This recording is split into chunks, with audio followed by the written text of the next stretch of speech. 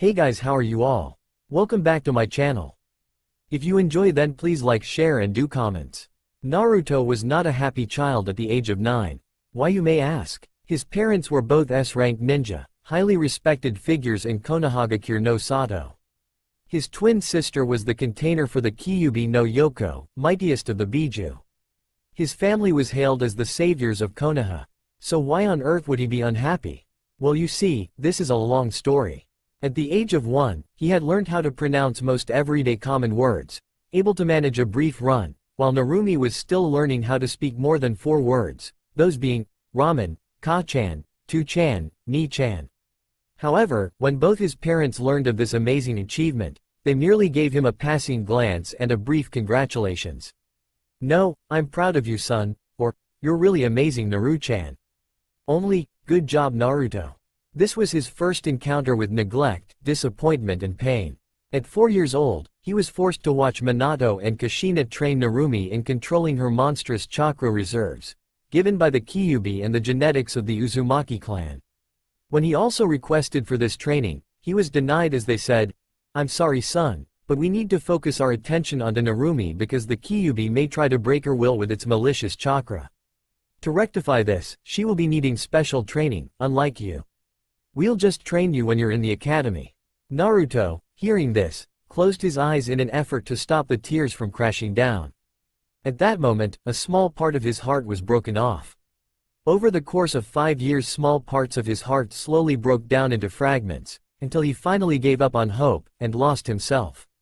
Clinging to life by himself, all he knew was sadness, anger, fear, despair, as he wandered throughout life with no guidance, support. All until that day. Asterisk asterisk asterisk times KIP.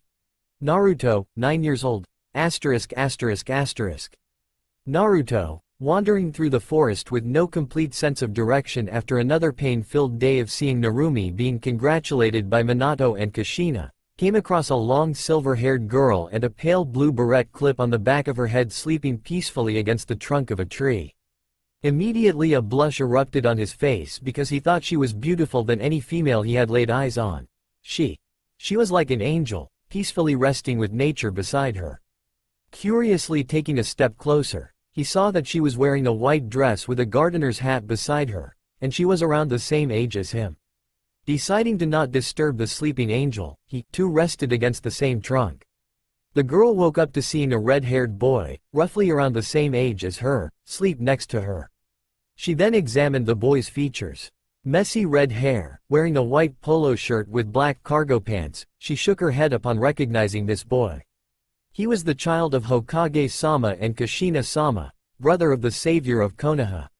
However, she did notice that he always lingered behind his parents and sister, like he wasn't meant to be with them.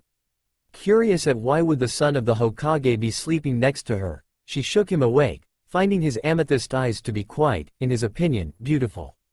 Groggily trying to stop a yawn, he blearily opened his eyes to see one of the most cutest girls that had honey yellow eyes, with her head cocked to the side and staring at him. The girl then asked him, "Anyo, what's your name?" "Mine is Naruto, what about yours, Tenshinhan?" The girl, turning her head away upon hearing Tenshinhan, had a faint blush as she replied, Tachibana Kanade." Naruto only gasped in amazement, as her name suited her really well, playing a chord.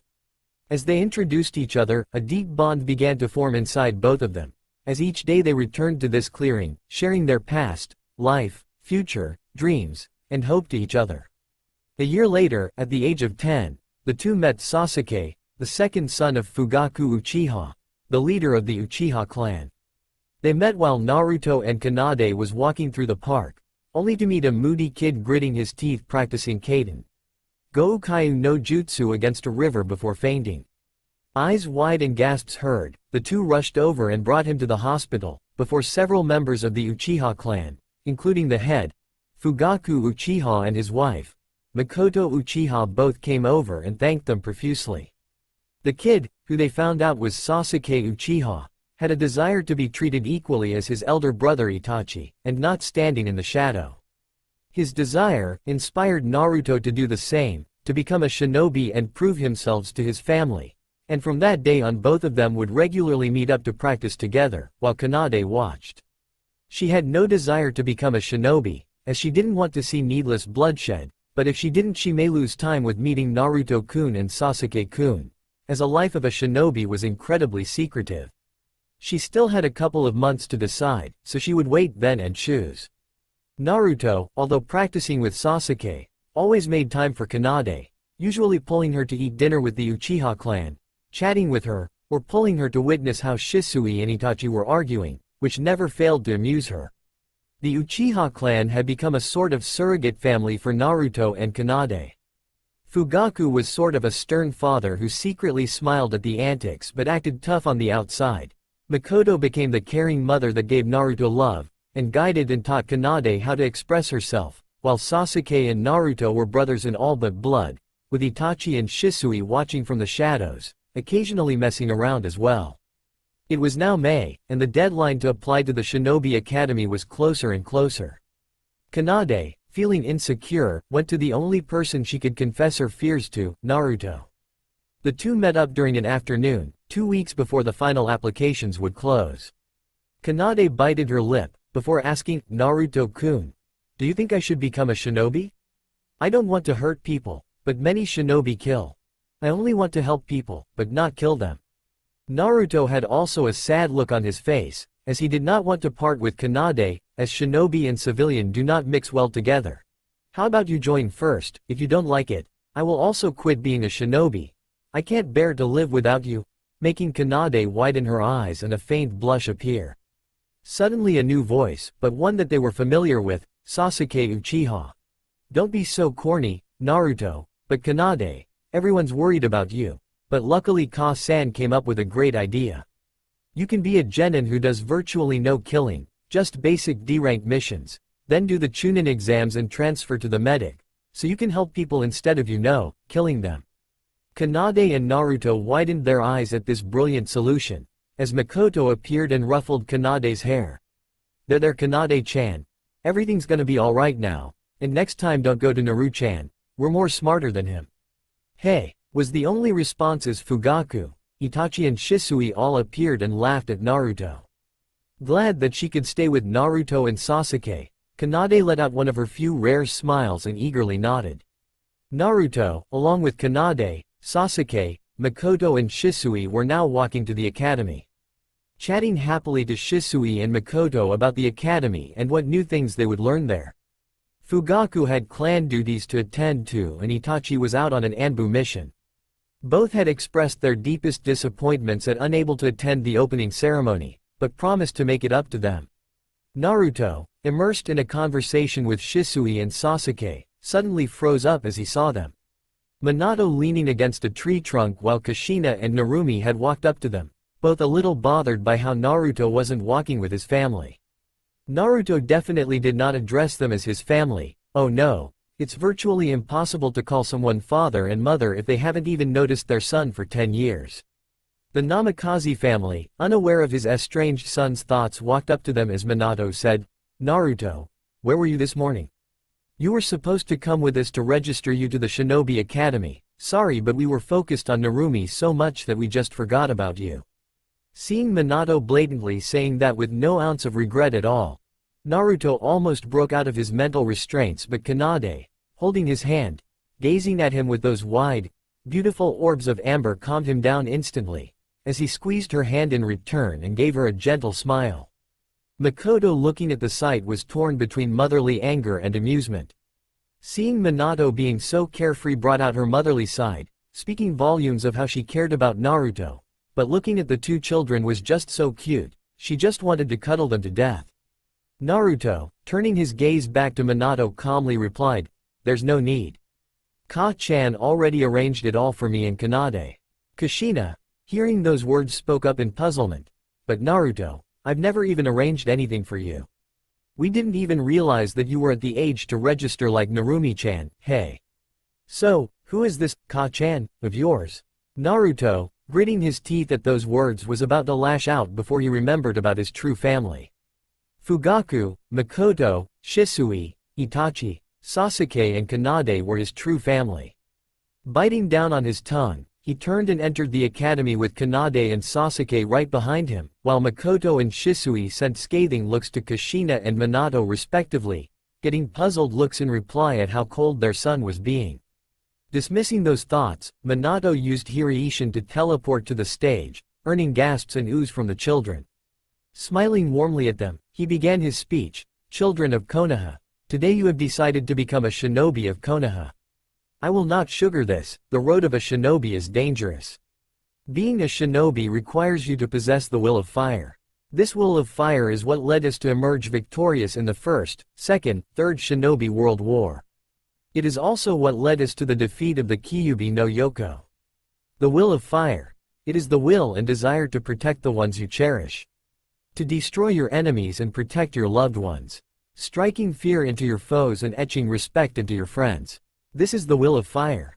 Q shouts. I leave you, the next generation of shinobi, in the capable hands of the Shinobi Academy. Minato, finishing his speech, once again teleported away back to the Hokage Tower, finishing the mountain of yesterday, the day before and the day before that of paperwork. Mentally crying, he didn't even think he could get started on the paperwork for today. A woman, wearing the Chunin flag jacket came up to them and called out the name roster.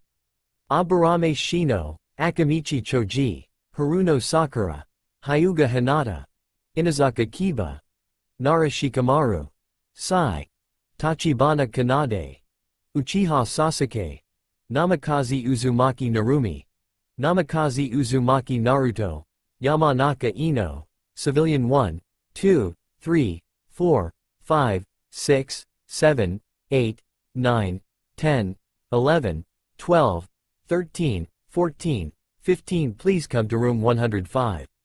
I will be your academy teacher and address me as Noira-sensei. Is that understood? Once in the room of 105, the students finally took a good look at Noira-sensei. She had brown hair carefully weaved into a bun, glasses framing her coal eyes and a chunky necklace hung around her neck. She started off the lesson with a history lesson, making most of the students groan. However, they all snapped up as it was a recount of how the Kyuubi was defeated. At the end, when it was almost time for lunch break, Noira-sensei added on, classmates, the savior of Konoha is right here, Narumi Uzumaki Namikaze. If not for her, all of us could have died that night. At the end of that sentence, the bell rung and Narumi was the first to walk out, with the civilians, Kiba, Sakura, and Sai following her.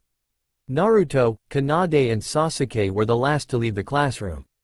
As the children entered the courtyard, Narumi shouted, all right, listen you guys. I'm the savior of Konoha, and you guys should play with me right? Most of the crowd cheered in response. All right then, if you want to be friends with me, you can't play with Naruto. It was sickening to see how cruel children can be at times, as most of the crowd dispersed. Nara Shikamaru and Akamichi Choji had just wandered off to another clearing, muttering how less troublesome that would be, while Aburame Shino had completely disappeared. Naruto, leaning back to a tree trunk gazed at the ground dejectedly, before being pulled into a tight embrace by Kanade. No words were needed to spoken, with how Kanade was supporting him in her unique way.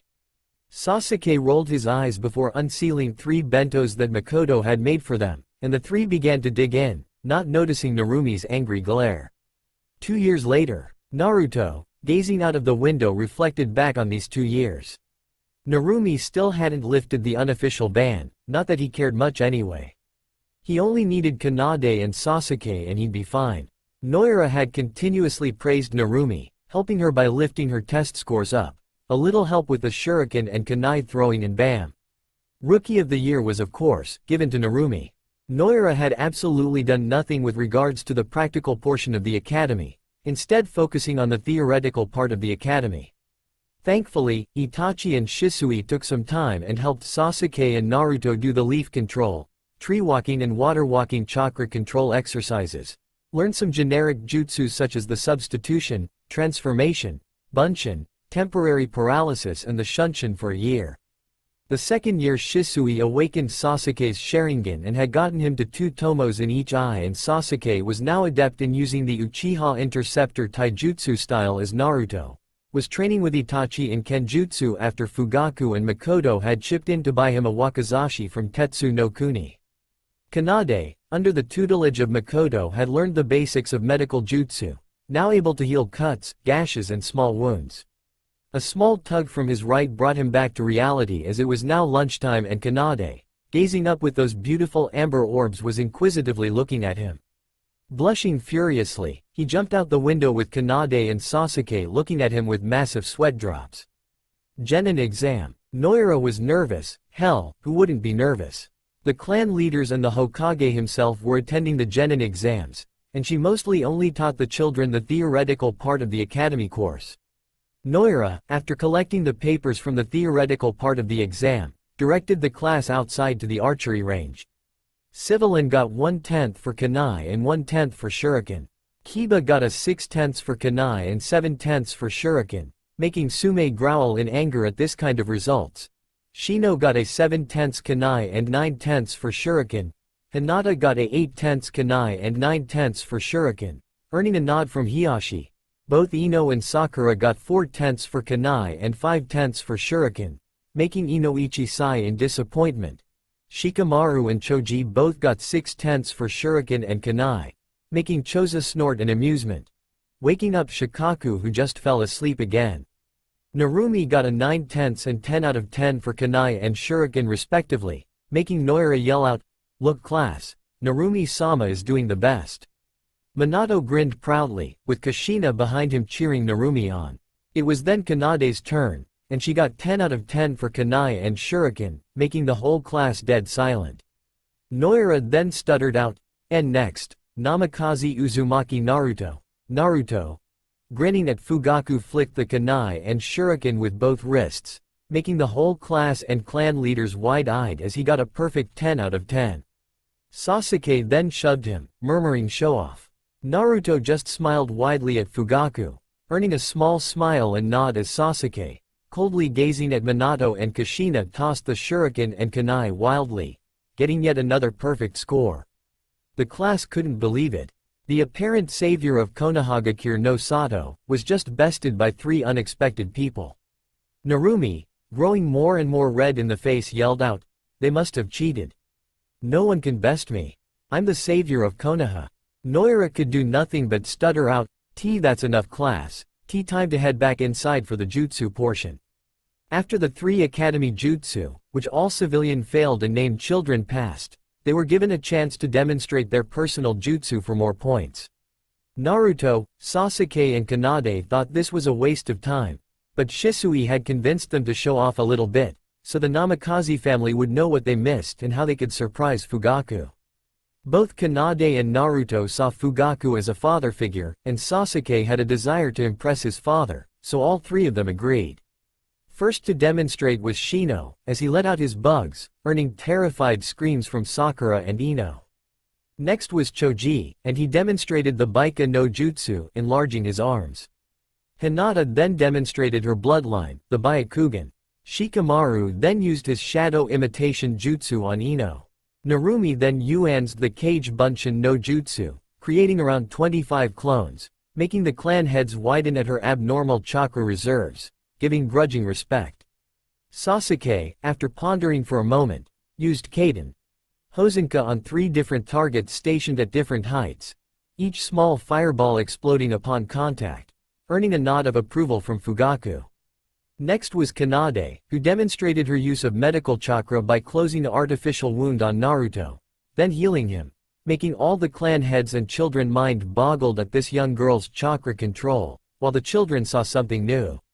Finally, was Naruto. Naruto, coldly gazing at Kushina and Minato, brought out Shinso, making them wide-eyed as they couldn't recall when had they taught Naruto Kenjutsu.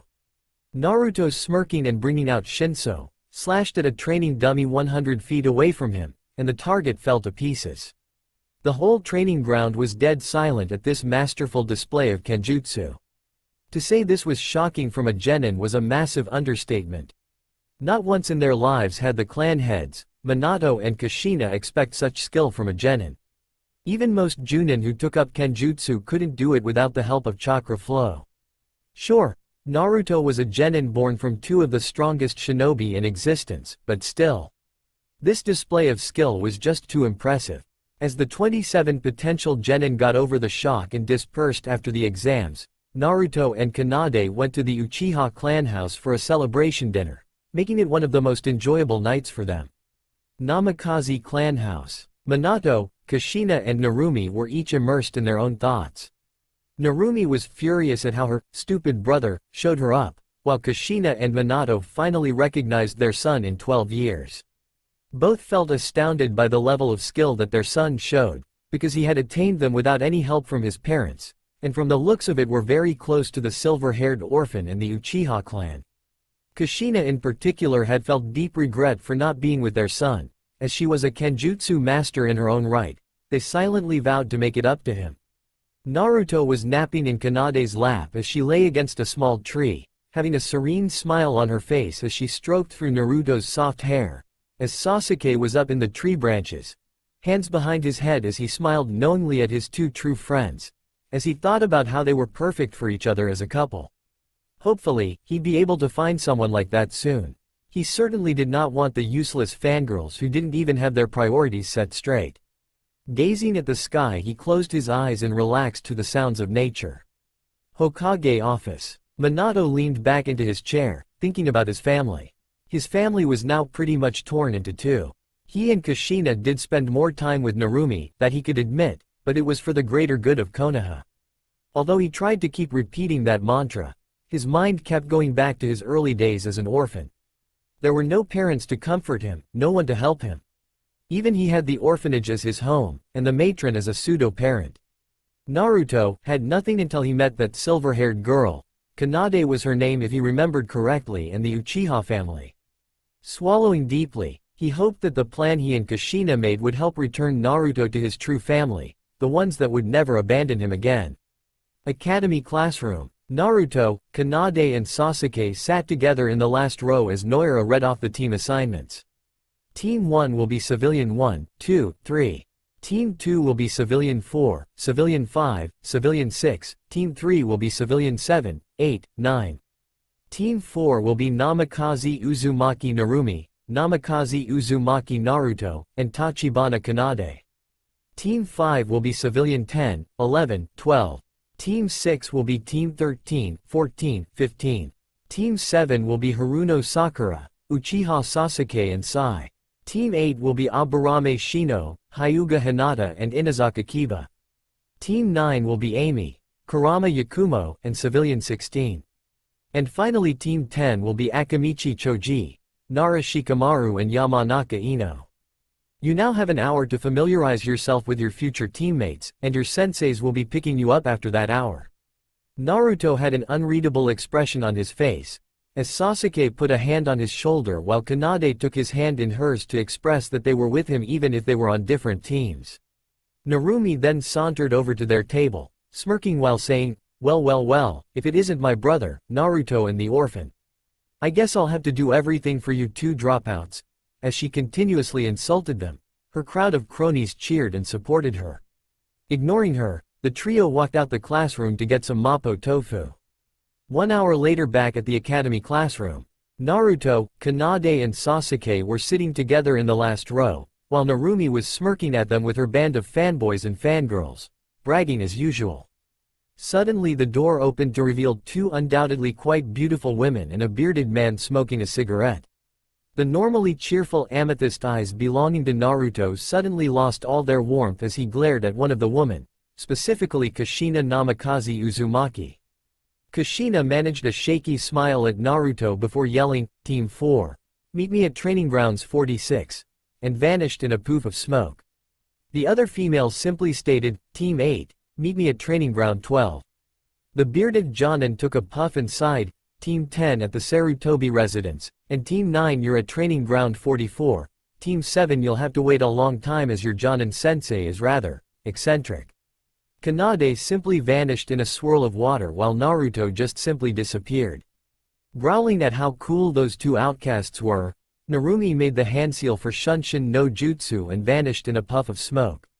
Training Ground 46. Kushina appeared in a swirl of leaves and was about to sit down on a stump when a puff of smoke, a swirl of water and Naruto appeared right in front of her.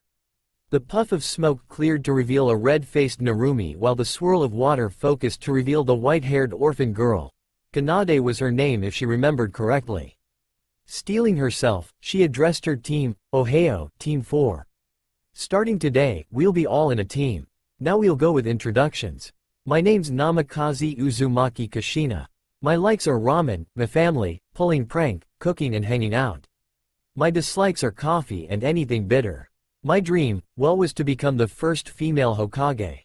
But now it's to train you to become strong shinobi of the leaf and to reunite my family." Although the last part was whispered, all three prospective genin heard it and all of them simultaneously narrowed their eyes in anger. Narumi apparently couldn't contain her excitement and shouted, "All right, it's me next, Datbayo. My name's Namikaze Uzumaki Narumi. My likes are miso ramen, red bean soup, pulling pranks and hanging out with my gang. My dislikes are baka Naruto, vegetables, and anyone who are with baka Naruto. My dream is to become the Hokage Datbayo." Naruto rolled his eyes at her claim. Kanade didn't show any outward emotions, but if you knew her well you could see that she was quite annoyed when her left foot started tapping the ground. Kushina had a slight frown marring her face as she considered the implications of Narumi's statement. Kanade decided to speak up. "My name is Tachibana Kanade. My likes are Naruto, Sasuke, the Uchiha clan, and Mapo Tofu. My dislikes are few in nature. My dream is to become an accomplished medic for Konoha." Kushina and Naruto both smiled at her, showing support for her. Naruto then said, "Alright, guess it's my turn now? Name's Naruto, likes are dried persimmons, canned coffee, Kanade-chan, all the Uchiha clan, pizza, green tea and shinso. My dislikes are my biological family, narcissists, megalomaniacs and anyone that hurts my precious people. My dream is to protect my precious people." Kushina nodded, but inside she was sniffling when Naruto said that he disliked his own family. Her determination to bring him back into the family skyrocketing, she started explaining the genin test. Kushina stated, "All right kiddos, now it's time for the real genin test. The test at the academy was just to weed out the useless which can't even have the skills to become genin. This test could be called the true genin test. In my pouch here I've got 3 bells. You'll have take them from me, before noon. In other words, each of you only have a 33.3% to pass this exam. And be ready, I won't hold back." Time skip. Hokage Tower. It was near evening when Kushina appeared at the door. Kushina had several lacerations on her body. Her ninja uniform was torn in several places as she clutched her arm, which was bleeding from a severe gash as she walked into the room where several dozen Jonin and Minato gasped at the sight before Minato dismissing them all as he was only waiting for Kushina's report on Team 4. Minato rushed to her and gently led her to the couch as Kushina yelped when Minato accidentally touched her in a highly sensitive spot. Minato then asked, "Shina-chan, how are you all injured? What happened at the genin test?" Momentarily wincing, Kushina recounted her tale as soon as she announced, "Start, in Training Ground 4. Flashback. Kushina narrowed her eyes, immediately catching sight of Narumi hiding in a canopy of trees, not too far but enough to catch sight of her. Kanade was hiding nearby behind a rock while Naruto was in front of her, hand on the hilt of Shinso already. Kushina was just about to open her mouth to taunt Naruto, when Naruto suddenly dashed forward and slashed at her rapidly. However, Kushina wasn't an A, bordering S-ranked kunoichi for nothing. Her swordsmanship skills were on par with Mangetsu Hazuka, the ex-leader of the 7 swordsmen. In fact, it was only due to the fact that Mangetsu was skilled in wielding all 7 of the blades and his ridiculous strong water affinity that allowed him to defeat her. She quickly unsheathed Benihime that was infused with her fighting spirit, according to her father, Genryusai Uzumaki. The two quickly entered a beautiful dance. Naruto was slowly losing, of course, his skills clearly inferior to Kushina. However, help came in the way of Kanade as she threw a mixture of kunai and shuriken at her, forcing her to kawarimi as Naruto winced from the injures. 2 gashes on his left arm, a minor strike on his right leg and various lacerations littered his body. He had no qualms that it was only his luck that gave him some minor injuries on Kushina. If Kushina wanted to, she would have killed him in less than 2 seconds. Suddenly, Narumi rushed out and charged straight at Kushina, both hands wielding a kunai each as she wildly slashed at Kushina. Kanade was already by Naruto's side, healing what looked to be severe gashes on Naruto's left forearm. Kushina was hard-pressed against the onslaught of clones that Narumi had just summoned. Deciding to showcase a little of her power, she used her unique chakra chains. Ninpo. Q Kusari. Summoning 9 chains, she whirled them around her, likened to a hurricane, and the mass of clones disappeared. She quickly dashed behind Narumi and knocked her out gently with a chop to the neck. Naruto and Kanade were all ready by now. Naruto charged in with Shinso with much more faster and more ferocious in his strikes as Kushina parried and blocked before neatly substituting away as she decided to take out Kanade as her first target, hoping to rile up Naruto. Kanade did something out of her expectations as she calmly intoned, Ninpo. Hand Sonic. 2 chakra arm blades instantly formed on her hands as she swerved to the side to dodge the overhead slash of Benihime and stabbed right into Kushina's heart. However, a puff of smoke revealed that it was merely the substitution jutsu, again. Kanade and Naruto stood back to back, the former holding up her hands in a battle-ready position, as the latter crouched low, eyes darting forth and back to scan for any signs of Kushina. Kanade suddenly dashed to his left, twin blades clashing against Benihime. Kushina suddenly smirked and another Kushina came out to strike Kanade at the back before Naruto stabbed her in the back, vanishing in a puff of smoke. Kushina winced, the stab was aimed directly at the vertebrae and was quite a painful way to go. Kanade and Naruto slowly circled around her, telltale signs of assessing an enemy. Kushina then suddenly disappeared, before reappearing at Kanade's back, but this time there was 3 of them and Kanade wasn't able to dodge fast enough. She was knocked out and laid gently to the ground, but Naruto had came rushing in, snarling as his slashes became stronger, faster, and Kushina had to disperse her chains to keep up with the onslaught. Naruto's kenjutsu skills were on par with Gekko Hayate, a notable swordsman that was renowned for his chronic cough and his mastership swordsman skills. 1 gash on her right bicep, 2 deep lacerations on his right elbow. Shinso vs Benihime, each stroke was deemed to kill. Each slash was positioned to slay. Silver blurs were clashing in a lethal rhapsody. Surprisingly, it was Kushina who had to break away first. She dashed away. Benihime stabbed into the ground as she could no longer hold it, due to Shinso severing her tendons. It wasn't a deep issue, but she could no longer hold her sword, which was admittedly her most strongest skill. She would have some issues with casting hand seals, which left taijutsu. Naruto, however, was worse far off. Despite dealing severe damage to a respected Junin, his entire body was battered, bruised, laced with blood and dirt. He staggered back to his feet, as he smirked and shunshined away with Kanade. Kushina internally frowned at this, before widening her eyes and reached for the 3 bells, only to see them missing. Frantic, she saw the white hair of Kanade glistening near the lake and she decided to chase after them, before she sighed. For the time was noon. Timeskip. After Kushina had woken up Narumi and Kanade finished healing Naruto, the 3 sat in a circle in front of Kushina. Kushina decided to pass them. Technically they had gotten 3 bells. Just not in the way she intended them to. Kushina started speaking, Narumi-chan, you were very good in using your clones as a barrage. However, that was also your downfall. As your clones dispelled, the smoke allowed me to sneak behind you and knock you out. Next time, leave some of your clones around you so they can defend you as you attack. Kanade, your healing skills are impressive. I'm sure you will become an accomplished medic in time. However, you need to increase your repertoire of offensive skills. Just for reference, what was that jutsu when you suddenly had arm blades on your hands? Naruto grinned encouragingly at Kanade as she replied in a detached tone. It was determined by Tsunade-sama that my chakra was unique and I could form my chakra into materialized objects that form the basis of my ninjutsu skills. One of my chakra skills is called Ninpo, Hand Sonic. It forms 2 arm blades that I have mediocre use, but I am hoping to rectify that within time. Kushina's sweat dropped at seeing a mini female Itachi, but turned to her last team member, and was also the one she most desperately wanted to bond with. Naruto-kun, your kenjutsu skills were impressive, for a lack of better term. You skills are on par with Yugo, an Anbu operative specializing in kenjutsu. Naruto-kun. Who taught you kenjutsu? I'm a master myself. so I could take over and instruct and teach yo, abruptly stopping and shivered internally at how her firstborn was giving her murderous looks.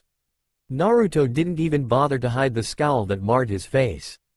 As he opened his mouth to retort scathingly, he felt Kanade put her hands over his, giving him comfort and reassurance. Smiling wryly at her, he forced down his anger that was about to explode and coldly replied, "It was Itachi and Shisui, and I reassure you, they are competent enough for me." After finishing, Naruto stonily gazed at her, not betraying any emotion. Kushina was visibly crushed at this, and before tears could drop she quickly dismissed them, only casting a longing look at her estranged son. She began to walk back to the Hokage Tower. End flashback. Minato smiled faintly. "He truly is our son, ne Kushina?" Kushina couldn't really do anything but smile and cry at the same time. Minato soon joined her, both wallowing in their regret, anguish and sadness. Uchiha Clan House. Dinner. Makoto was piling food onto the table with a gentle smile as Shisui was horsing around with Itachi. Kanade, Fugaku and Sasuke were calmly eating their food, letting out a few chuckles and smiles every now and then at Shisui's antics and Itachi's sighing. Naruto watched on with a serene smile. This was his true family. It took 9 years of loneliness and suffering from Naruto, but he found his family that he could envision Narumi, Minato and Kushina being in but never him. Glancing at Shisui mouthing off to Fugaku and getting cuffed in the head by Makoto, who began chastising him admonishingly, hiding a grin at Itachi's smirk, and laughed together at Sasuke's joke with Kanade. Yes, this was what he always hoped for, his true dream, for a family. Kushina observed her team as they converged at the top of the Hokage monument. Narumi was dressed in her trademark crimson jacket, normal jacket, with the kanji, Konoha, engraved on the back. She also wore black cargo pants with red stripes going down with her forehead protector stripped of the cloth and was sewn into the breast of her crimson jacket. Her face, so like her own with the exception of Minato's sapphire eyes. Unfortunately though, she seemed to have inherited her mother's temperament and verbal tic, she mused amusingly. Tachibana Kanade was dressed, rather uniquely it seemed. She wore a gray jacket over a white petticoat. The jacket was rather plain in nature, the notable features being a red top button and black cuffs and the letters, SSS, imprinted on the left breast pocket. She then wore a brown plaited skirt, knee-high white socks, brown boots, and her only accessory was a pale blue beret clip.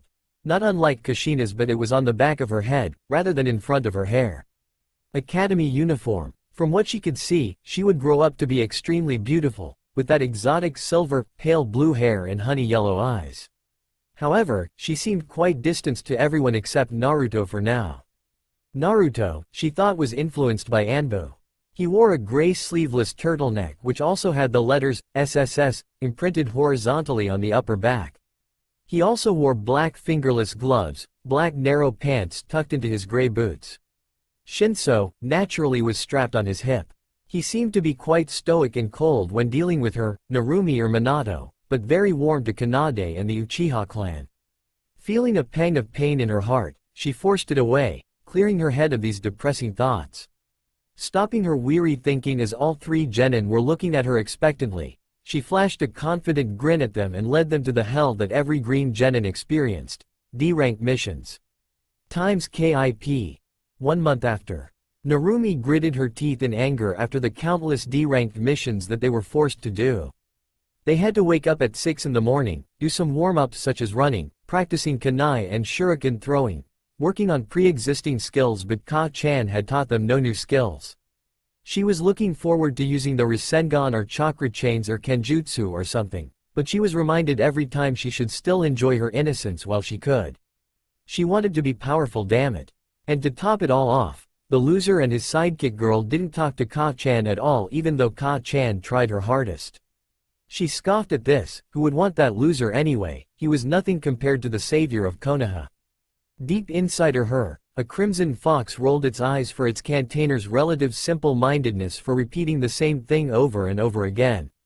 For not the last time, it cursed the blonde cage for resealing it, sealing half of its power away, and worse of all, sealing it into the retarded one out of the 2 offspring. Now, if he was sealed into that red-headed boy. It grinned, showing off its giant teeth at the thoughts running through its head. Naruto could hold his patience, but everyone has their limits, even Kanade and Itachi. Kushina had approached him countless times after team meetings offering him private tutoring in the art of the sword, even though he grudgingly admitted that her skill was far superior than anyone's in Konohagakure. However, he hadn't reached that point yet where he could learn nothing else from Itachi or Shisui, so he would wait until then or he found someone that had equivalent or superior kenjutsu skill than Kushina, which would be willing to teach him, a genin that had an average skill with the blade. Even an idiot would say that the chances were non-existent. Even though that was the main reason for Naruto being annoyed, there were other side reasons. Partly because of the D-rank missions, unable to cut down Tora using Shinso had annoyed him considerably, although being around Kanade always calmed him down. Shaking his head softly, he wryly smiled at how one glance at Kanade's golden orbs and he couldn't maintain any kind of anger anymore. She just had that kind of allure and aura to him. The second most annoying thing after Kushina was Narumi. She had this uncanny and annoying ability to whine at everything since she was the savior of Konoha, and should be fighting monsters, meet her prince in shining armor and get married forever happily after. Childish and idiotic, in his opinion. Fugaku, Makoto, Itachi and Fugaku had sat the three down and explained what a shinobi did once after the two males of their group had expressed a strong desire to become shinobi. They lied, murdered, killed people because they were ordered to. One's friend could easily murder him the next day without feeling a sliver of remorse. Their allies, on the battlefield could stab them in the back and laugh. Surprisingly, it was Kanade that understood first, and had helped explain to Naruto and Sasuke that it wasn't a fun or easy job. Eventually, all three of them had understood the grave dangers that they could be put in, but they wanted to do it. No, they would do it for their precious ones, for each other. Upon hearing that, Makoto burst into tears and engulfed them into a giant bear hug, which turned into a group hug with all of them, even Fugaku and Itachi, for they knew the darker sides of the shinobi world. They knew it wasn't light on your conscience at all. But returning back to the present, he noticed Kushina had a glint in her eyes that was unseen today. Naruto mused that it was probably either training, something she cooked up in her mind to make him return to the Namikaze Uzumaki family, or hopefully a C-rank mission. Even he was getting tired of these D ranks when they served no purpose in learning new skills. Kushina grabbed their attention by clicking her fingers and announcing that they would go to the Hokage Tower to pick up a C-rank mission that she had personally picked. Narumi cheered, Naruto and Kanade both nodded in acceptance. As the four walked into the Hokage Tower, they were greeted by Minato, who smiled warmly at them. Narumi grinned wildly, while Naruto and Kanade coldly nodded. Minato noticed this, and his cheerful smile dimmed a little, as he began conversing with Kushina. Giving them the scroll, he had set it aside. He mentally asked Kushina if they were truly ready for this. Kushina's hardening of the eyes and her silent promise to cause him pain was more than enough incentive to toss her the scroll and ready a saucer of sake. Actually no, change that to a bottle of sake. Times KIP. Next day, morning. Naruto was writing in a book as Kanade was napping on his shoulder while Narumi was glaring at them with Kushina rereading the mission scroll again. Kushina was impassive on the outside, but inside she was starting to fret again. This mission was quite simple in nature. A simple escort mission to the outskirts of Wind Country, but that wasn't what had her nervous. It was that the way to the desert was naturally frequented by bandits. To be honest, she had chosen this mission with the intention of getting them their first kill. She was just afraid that they would react to it in a negative way. Not everyone was cut out for the shinobi life. She just prayed to the gods that they would be fine. Closing her eyes one last time and preparing herself, she got up and announced, "Team, prepare yourself for 2 weeks of traveling to the borders of Wind Country for a C-rank mission. We'll meet our client at the main gate in 2 hours. Any questions? No? Dismissed." All four disappeared in a second. Naruto and Kanade reappeared in front of the Uchiha clan strongholds and knocked on the door to the clan head's house, as Makoto warmly invited them in, getting them some green tea. Naruto quickly informed her of the mission, and Makoto wished them good luck and promised to inform Fugaku, Itachi, Shisui and Sasuke of their whereabouts. Naruto and Kanade left the house after being enveloped in one of Makoto's back-breaking hugs and murmurings to stay safe. Makoto had equipped them with what they needed, all sealed into a sealing scroll. Makoto had watched them leave, with a melancholic smile on her face. So, it's already time for their rite of passage, nay? Kushina. Their client was safely escorted to the borders of Wind Country, where the client, a kind old man dealing in furs, had bade them goodbye as another sand team had come to pick them up. After the exchange between the sand team, Kushina had turned to them and told them to start moving quicker, as they had been traveling at civilian speed for the sake of the client. The team dispersed, moving as blurs through the trees, at an estimation of one more night in the woods before returning back to Konoha. Even though the mission had been completed safe and sound, Naruto just had this uneasy feeling, the gut feeling that soon there would be something atrocious. Narrowing his eyes, he scanned the treetops and ground for anything amiss furiously. TIMESKIP. Konohagakure no Sato, Hokage Tower. Naruto, Kushina, Kanade and Narumi were in the room of the Hokage.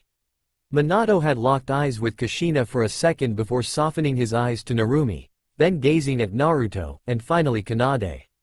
He took note of their downtrodden, weary expressions, their eyes filled with misery, guilt, and their shaking hands. Sighing softly, he dismissed the children before seating Kushina down. He softly asked, "So, how did they take it?" Flashback. Kushina had stopped their team in a large clearing. Narumi was still buzzing around happily, unknowing of the danger soon. Kushina had raised up her hand and intoned, "HMPH, show yourselves." Around 50 goons had soon appeared, wielding clubs, axes, etc. One of them stepped forward, shrouded in expensive-looking fur, wielding a jagged scimitar. His eyes were amber, with feral, lust, greed evident in his demonic-looking eyes. Sneering, showing his yellow, rotting teeth, he snarled out, "HMPH, a bunch of pussies. Men, go get them. Tie down the girls and kill the boy. We'll keep them for entertainment." Kushina had already summoned her blade, Benihime, and was engaging 5 men plus the leader. Shouting out to them, Kushina yelled out, "Team, engage and dispatch. Use lethal force." Narumi was nervous from seeing all these men, openly leering at her mom, but she couldn't fail here. She was a proud shinobi of Konohagakure no Sato. She was the future Hokage, the savior of Konoha. Plus, these guys were bad people, thieving, raping, pillaging others. They deserved to die. Upon reaching that conclusion, she summoned 30 clones, charging against 30 men. Kanade still maintained her expressionless face, although her eyes hid a glint of sorrow, for what she was about to do. Naruto had already steeled himself and unsheathed Shinso, its blade reflecting the sun, knowing that this was part of the shinobi life. Naruto immediately engaged the rest of the men, trying to not let Kanade fight them, instead providing support. Shinso pierced the back of 1, 2, 3 as he reappeared behind them one by one.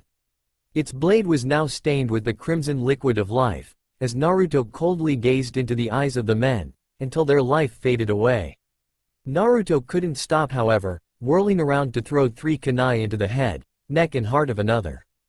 Gasping quickly, his eyes widening, he reappeared to block the overhead strike by another that was intended for Kanade before lodging a kunai in his kidney.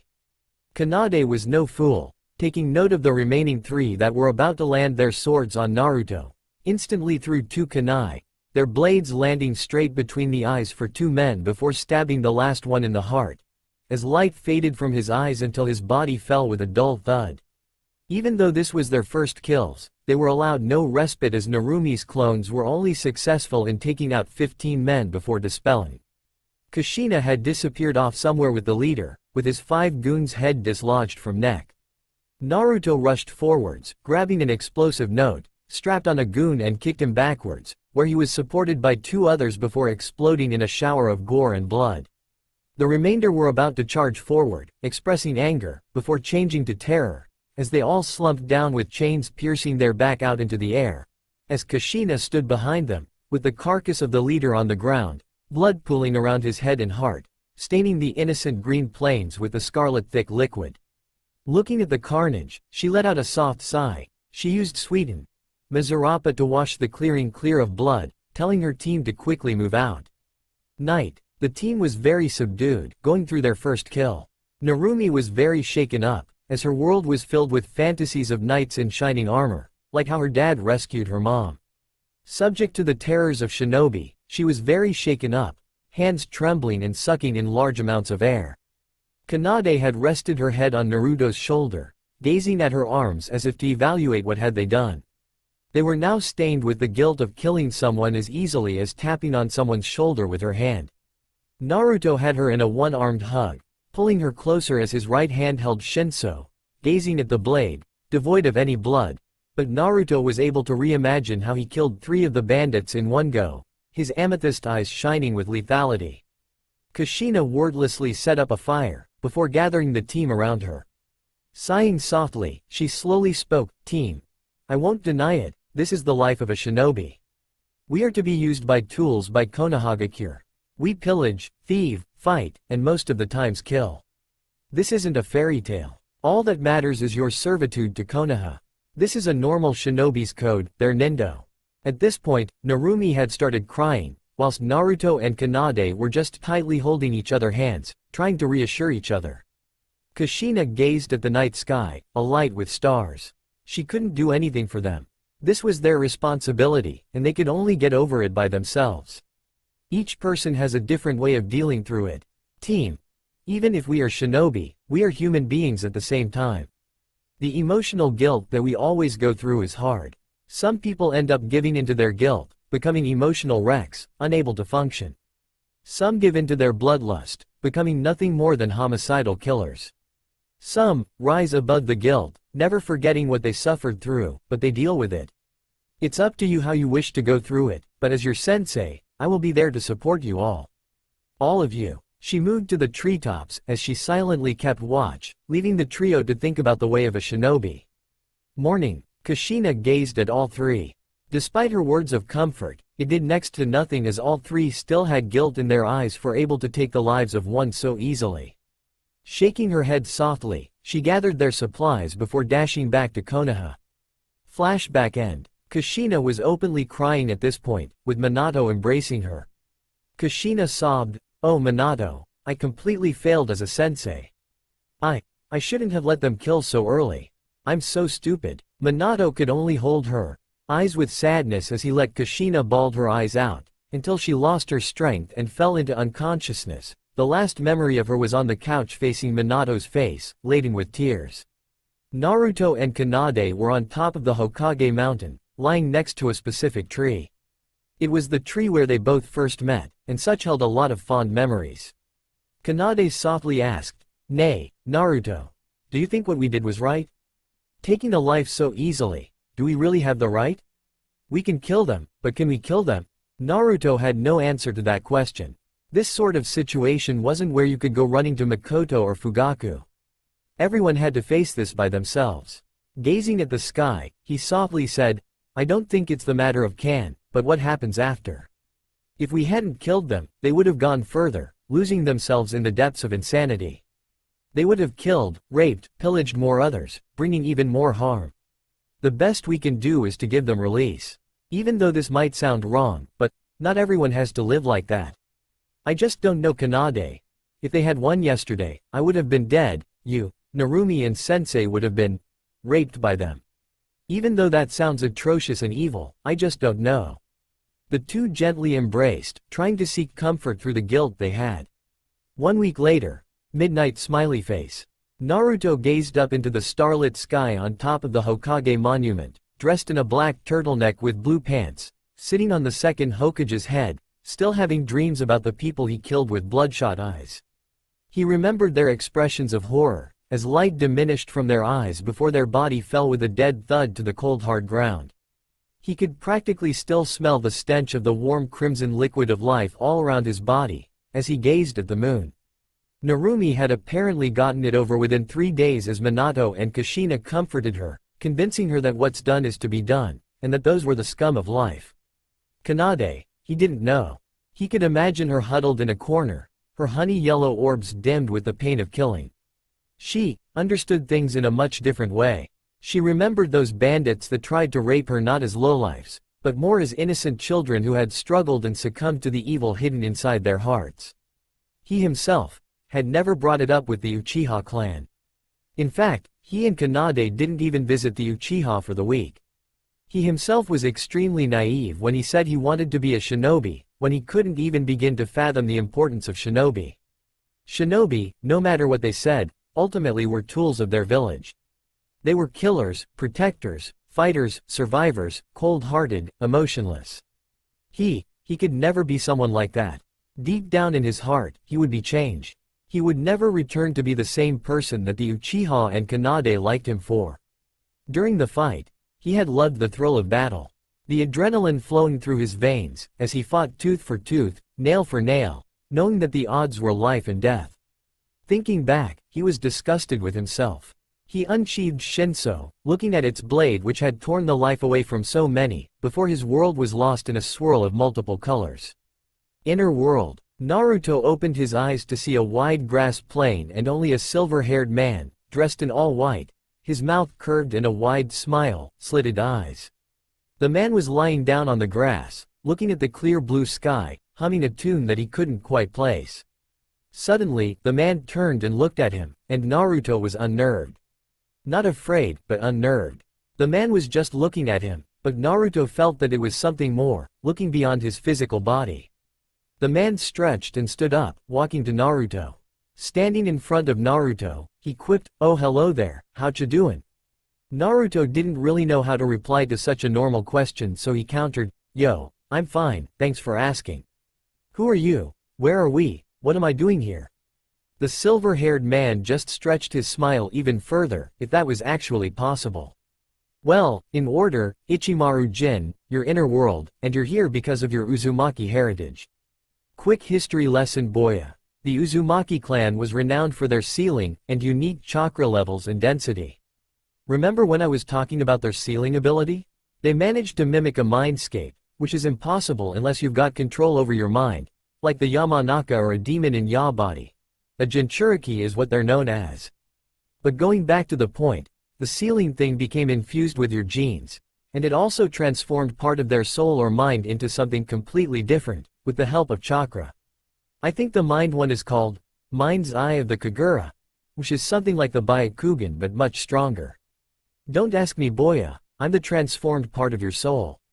I'm your fighting spirit, the part that is about to disappear because you've got no spirit back in your soul. I've known everything by now, and only one question is left remaining on my mind. Why? Naruto just flopped down on the grass, letting out a long sigh. Ichimaru-san was it? I don't know. Truth is, I wanted to become a shinobi so I could surpass Minato and Kushina, so they would recognize me. But after meeting the Kanade and the Uchiha clan, I wanted to become a shinobi so I could protect them as well. But right now, is a shinobi even a protector for human life? Or are they just the blades for Konoha, killing her enemies, whilst simultaneously shielding Konoha, acting as her shields? This is just plain shit, it's just, completely messed up. Jin's smile just opened a fraction wider on the right side, thinking, the kid is good. He's able to determine the problems of human nature at such a young age. Him and this Kanade girl, seems just like me and Rangaku. Only personalities reversed. Old times, old times. But for him to get me. Jin cleared his throat, well Boya, that's very interesting of ya to say that. Well, I was lying to ya about the disappear part, hey. But seriously, if ya don't find a reason for doing all of this, shinobi shit, then I will have no power to lend you. Try to find it quick, Boya. You can't just rely on dog shit luck for the rest of your life. Remember Naruto, my power is the same as yours. Understand yourself, and you will understand me. Once you can and have done that, my power is your power. For now, bye-bye. Naruto made an "eh" sound before gasping as his world just turned to black. Naruto opened his eyes blearily to see a mop of silver hair, somewhat resembling Ichimaru's and honey yellow eyes before smiling and stretched his arms out. Thanks, Kanade. Is it almost meeting time? Meeting time was referred to the meeting time of Team 7, which was at 7. Judging from the sun's position, it was around 5:45. Looking at the sunrise in Kanade, his face had a red tint. Kanade was in front of him, whilst the sun was behind her, making her look absolutely divine. Kanade cocked her head to the side, further intensifying Naruto's blush, before pulling out 3 smiling as Sasuke appeared in a plume of smoke. The 3 sat, huddled in the grass near the Hokage's monument, drinking bottles of iced green tea after finishing the breakfast prepared by Kanade. Sasuke was just lying on his back, hands behind his head looking at the sky, while Naruto had stretched out his legs, gazing at the village as Kanade rested her head on his shoulder. Both of them had repressed the memory of the killing, until they could find some sort of way to get over it, and until then, both silently promised each other they wouldn't speak of it. Sasuke looked at his two closest friends intensely. They were faking a cheerful visage. Well, stoic one for Kanade, but to anyone that looked closer, they had tear streaks, a bit pale, sometimes their hands were shaking. But he knew that they would get over it, both of them together. It was a matter of appropriate timing. Kakashi had made them focus on teamwork skills. Sai he could tolerate, even with his lack of social skills. He was efficient and had a unique skill set with his paintings. Rather, it was the Haruno he couldn't stand. Haruno was a fangirl, out for his blood. Her taijutsu was abysmal, ninjutsu was the only basic 3, and she had less than the average genin chakra reserves. The only thing she could really go for was being a medic nin or being an assassin.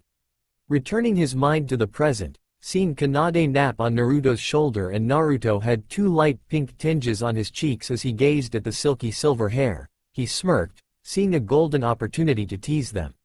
He stood up and stretched his arms, commenting, "Naruto, that's a nice position you're in. Do you like her or something?" As Naruto's blush increased tenfold, Sasuke kept on ruthlessly, trying to contain his laughter. "Aw, young love these days. Just hurry up and get married. When's the baby?" What Naruto failed to notice was that Kanade had long woken up and was biting her cheeks in an effort to contain her own light blush. Suddenly Naruto rested Kanade on the grass plains, unsheathed Shinso and ran after Sasuke, trying to hack him to pieces while yelling, "Shut up Sasuke, I'll kill you for this." Sasuke smirked, retorting, "You never denied it, Naruto," as he ran away from the red-haired, red-faced boy brandishing a very dangerous piece of metal, both of them comically running and shouting insults. Kanade lightly laughed, and felt fresh, relaxed, free for the first time after the killing. Times KIP. Noon Training Ground 4. Team 4 was gathered around in a large clearing after they had finished their daily training regime. Mainly focusing on their physical skills, she had set them to run around the clearing 20 times, 100 push-ups, sit-ups, etc. in the morning, a mission in the afternoon, then dismissal. Gathering her team, Kushina set off to the Hokage's tower for another daily mission. She could see through Naruto's and Kanade's body language that they still hadn't quite recovered, and hopefully the routine would take their mind off it. Times KIP. Hokage Tower. Minato had warmly smiled after seeing Team 4 and Team 7 both enter at the same time. Almost immediately, Kushina and Kakashi stepped forward. Sasuke, Kanade and Naruto both exchanged smiles and huddled together. Sai was observing the portraits of all 4 Hokages and was wondering if he could replicate them. Narumi and Sakura were talking about the latest gossip, fashion trends, and their daily life. Minato crossed his hands in front of his face, resting his chin on his interlocked fingers. In front of him was a mission scroll, labeled, "See." Minato looked at both of them expectantly. "Kushina, Kakashi, I've arranged a joint mission with both of your teams. It's an escort mission to the Land of Waves. There's been some rumors of Momochi Zabuza and Kurisuke Raiga, 2 of the 7 swordsmen hanging around there, so 2 of our elite jonin should suffice in dealing with them if needed. Meet your client at 9, and prepare for a 2-week trip." On that note, Kakashi and Kushina both nodded and stepped back, waiting for dismissal. However, Minato surprised them by stating, "Genin Namikaze Uzumaki Naruto, stay behind. The rest of you, dismissed." Kakashi, Sai, Sakura and Narumi both nodded respectfully and exited out of the door, while Kushina gave a questioning look before leaving. The silver-haired girl, Kanade and Uchiha Sasuke both looked concernedly at Naruto before leaving as well. Composing his face to a stony, cold facade, Naruto stepped forward to meet the warm gaze of Minato.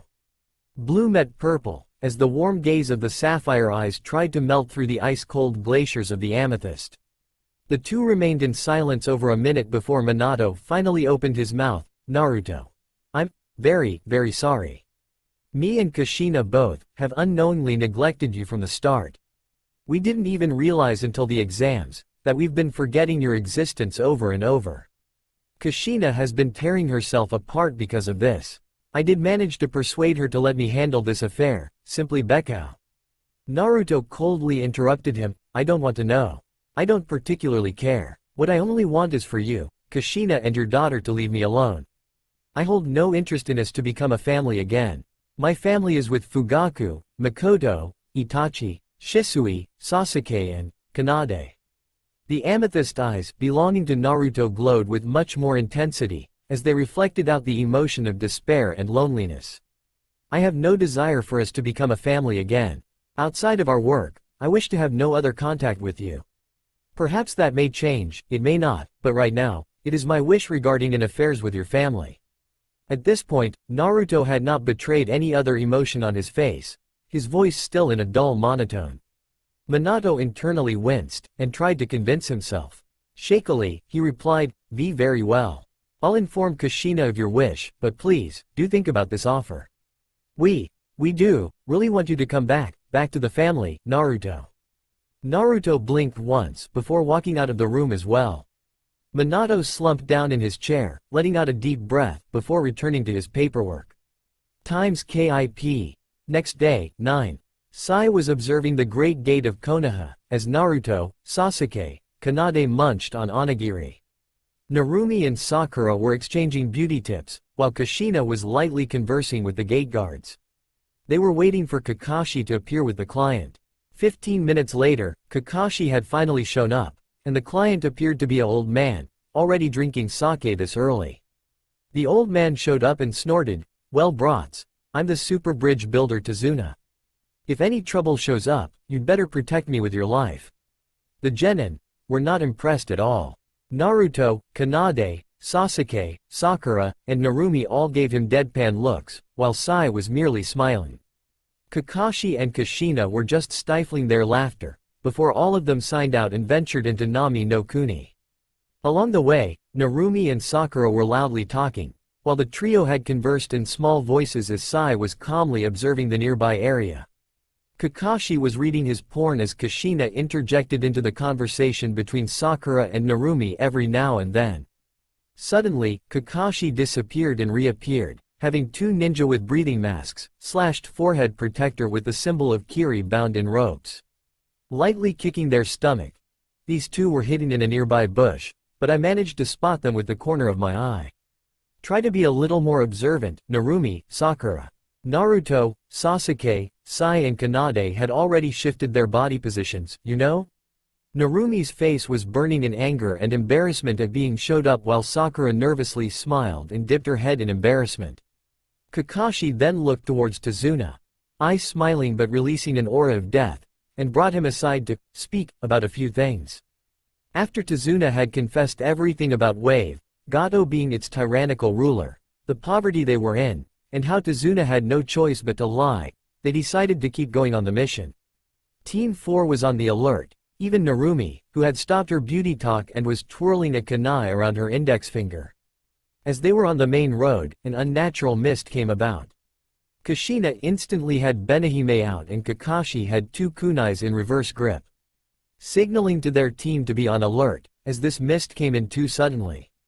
Upon hearing a whirling noise, Kushina summoned 6 of her chains to pull down all the genin as she and Kakashi both ducked down to avoid a massive blade whirling to their neck, before it dislodged in a tree. Gritting her teeth in this annoyance of a mist, she dispersed it as she whirled the 6 chakra chains incredibly fast, revealing the demon and thunder of the mist, Momochi Zabuza and Kurisuke Raiga, wielding their respective swords, the Kabikirabocho and the Kiba. Exchanging a nod with Kakashi, she yelled, "Team, band formation. Don't let your guard down," and flared their chakra in preparation. The 2 swordsmen of Kiri cocked an eyebrow, before roaring in laughter and rushing forwards to fight Kakashi and Kushina. The famed Benihime, and Sharingan no Kakashi, reduced to taking care of brats. What a joke. This'll be easier than expected.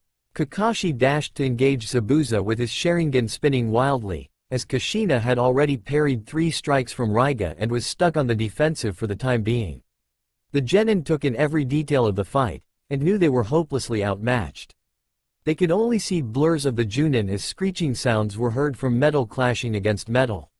Suddenly, Kakashi appeared on the lake as Zabuza landed opposite him, Kabikirabocho already in mid-swing to cleave Kakashi's head from neck. His head did indeed fall, to become water as Zabuza's eyes widened in surprise before his abdomen had a kunai sticking out of it, courtesy of Kakashi from behind. However, before Kakashi could do anything else, the Zabuza he stabbed had melted into water as well and Kakashi was completely submerged into the water by a kick from Zabuza. Zabuza merely sneered, before trapping him, Suiden, Suiro no Jutsu.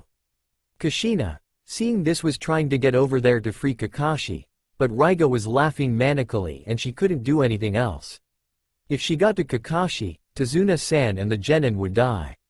If she fought against Raiga, Zabuza would kill the rest of them then herself. Gritting her teeth, she racked her brain trying to think of a solution. Team 7's eyes were wide in horror at seeing their sensei captured. Narumi yelled out, "No brow freak, release Kakashi-sensei now." Forming 20 shadow clones, they rushed towards Zabuza, only to all disappear with a single slash of Zabuza's sword. Laughing loudly, Zabuza grinned manically, "Not bad brat, not bad. However, none of you are real shinobi.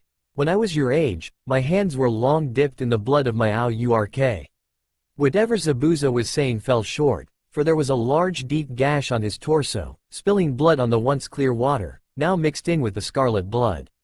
Kushina, Raiga, Zabuza and Kakashi all widened their eyes and looked towards Naruto, who had appeared in front of Zabuza. Raising Kabikirabocho, Zabuza attempted to slice the red-haired brat, but was forced to substitute away, bringing Kakashi as well as a large fireball tried to burn Zabuza.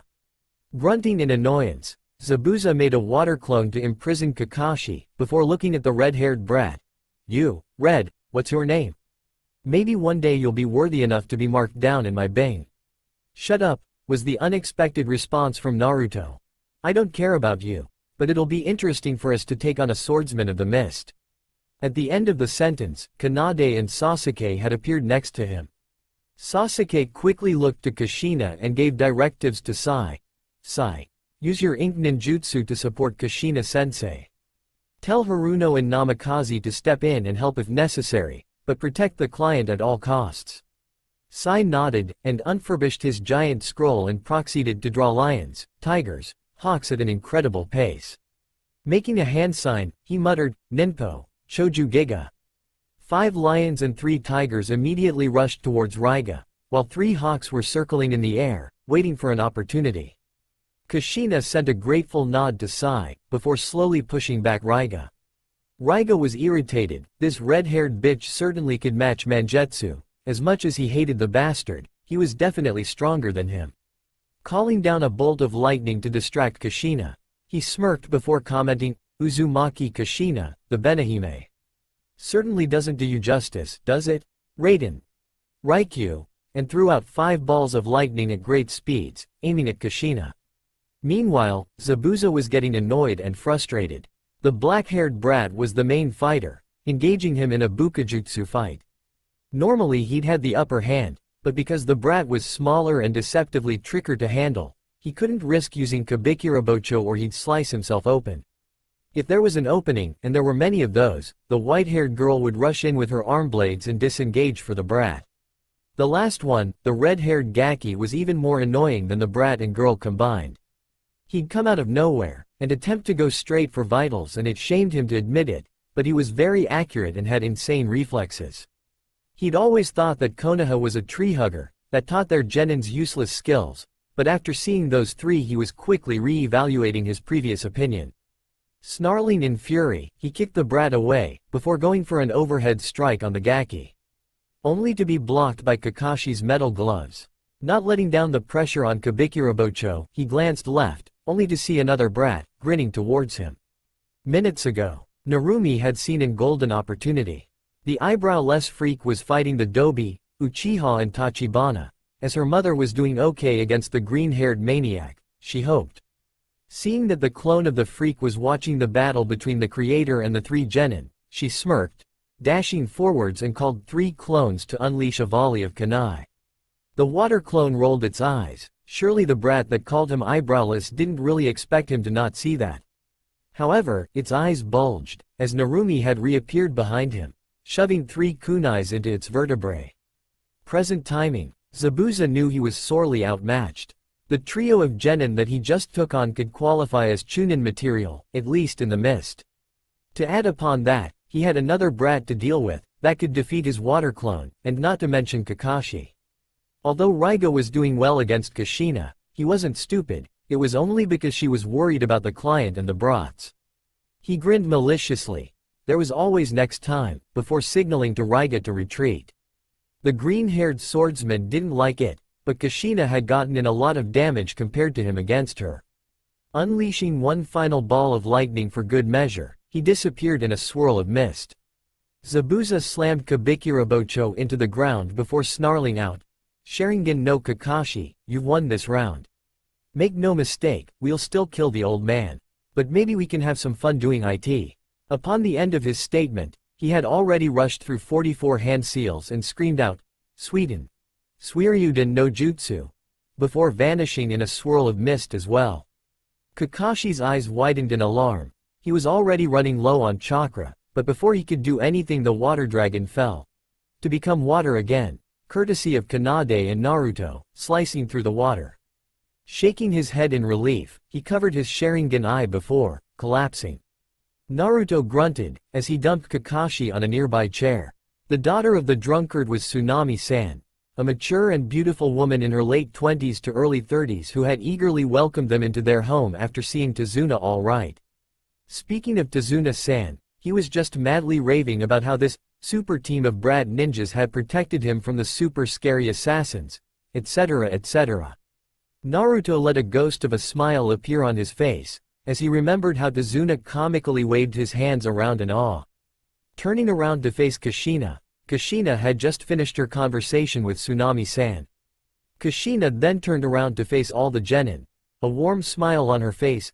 "Team 7, due to Kakashi being incapacitated for the time being, your team will defer to me as the leader for now.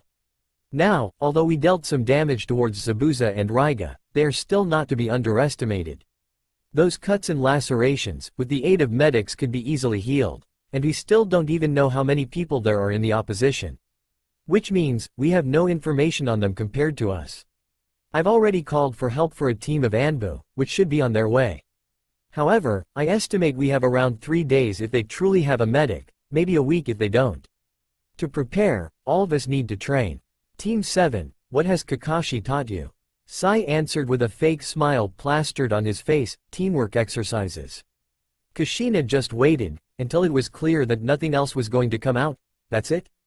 "Yes, Kushina-sensei." Kushina's bangs covered her eyes, and her tone became more darker. "Team 4, bring them out into the nearby forest, and train them in the tree-walking exercise, simultaneously doing the leaf-hovering exercise, while Kakashi and I will have a little talk in regards to teaching."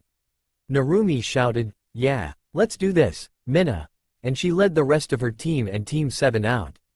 Kushina slowly turned around to face Kakashi, who audibly gulped and steeled himself for death.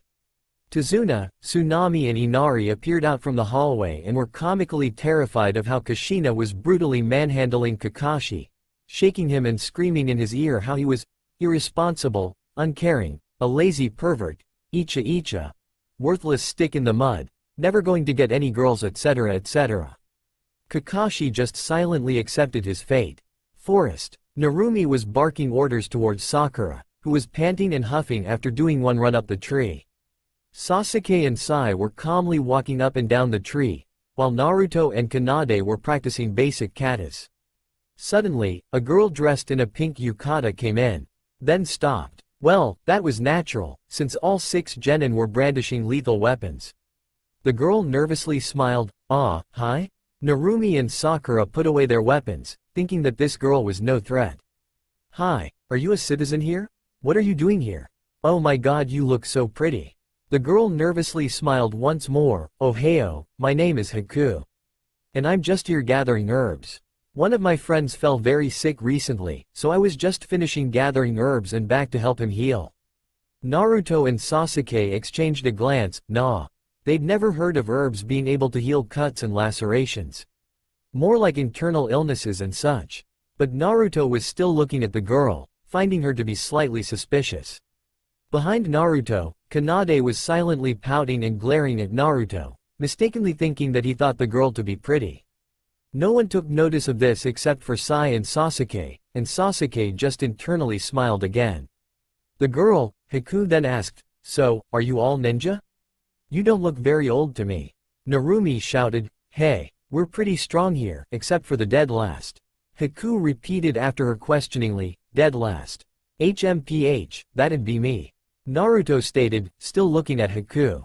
Haku had 2 light tinges of pink on her cheeks, the first time someone looking at her so intensely. "Well, I don't really know about this ninja business. But I firmly believe that every one of us have a strength that transcends everything else. I'm sorry, I seem to be prattling on here. Sorry, goodbye." And with that Haku just quickly disappeared. Narumi and Sakura shrugged, and decided to walk back towards the house, evidently tired by the training. Sai and Sasuke soon followed after, the former smirking at Naruto, for reasons the redhead didn't know why. Feeling a murderous gaze behind him, Naruto slowly gulped, and turned around to face Kanade. Kanade just simply huffed and left, leaving Naruto to run after her and shouting, "Kanade! What did I do wrong?" "Nothing. If it was nothing then please stop." Kanade just walked even faster, leaving Naruto to just run after her and mumble, "What did I do wrong?" over and over. Behind a tree, Haku stepped out, and briefly smiled at the antics. Before leaving towards a nearby cave, where Zabuza-sama and Raiga Dono were resting. "Cave," Zabuza grunted, as he swallowed the nasty concoction that Haku made from those herbs. Apparently they relaxed the muscles and sped up the protein production rate, allowing for quicker recovery rate. Nearby, Raiga was sharpening his swords, a habit for all 7 swordsmen of the mist, even though they never needed to be sharpened. "So, did anything happen out there, Haku?" Haku hesitated, and Zabuza narrowed his eyes. "Yes, Zabuza-sama. On my way back, I saw the group of genin practicing tree-walking exercises and practicing basic taijutsu katas." Zabuza hummed thoughtfully, "Haku, when will Raiga and my injuries be healed?" 3 days, Zabuza-sama, if you and Raiga Dono drink the concoction every day.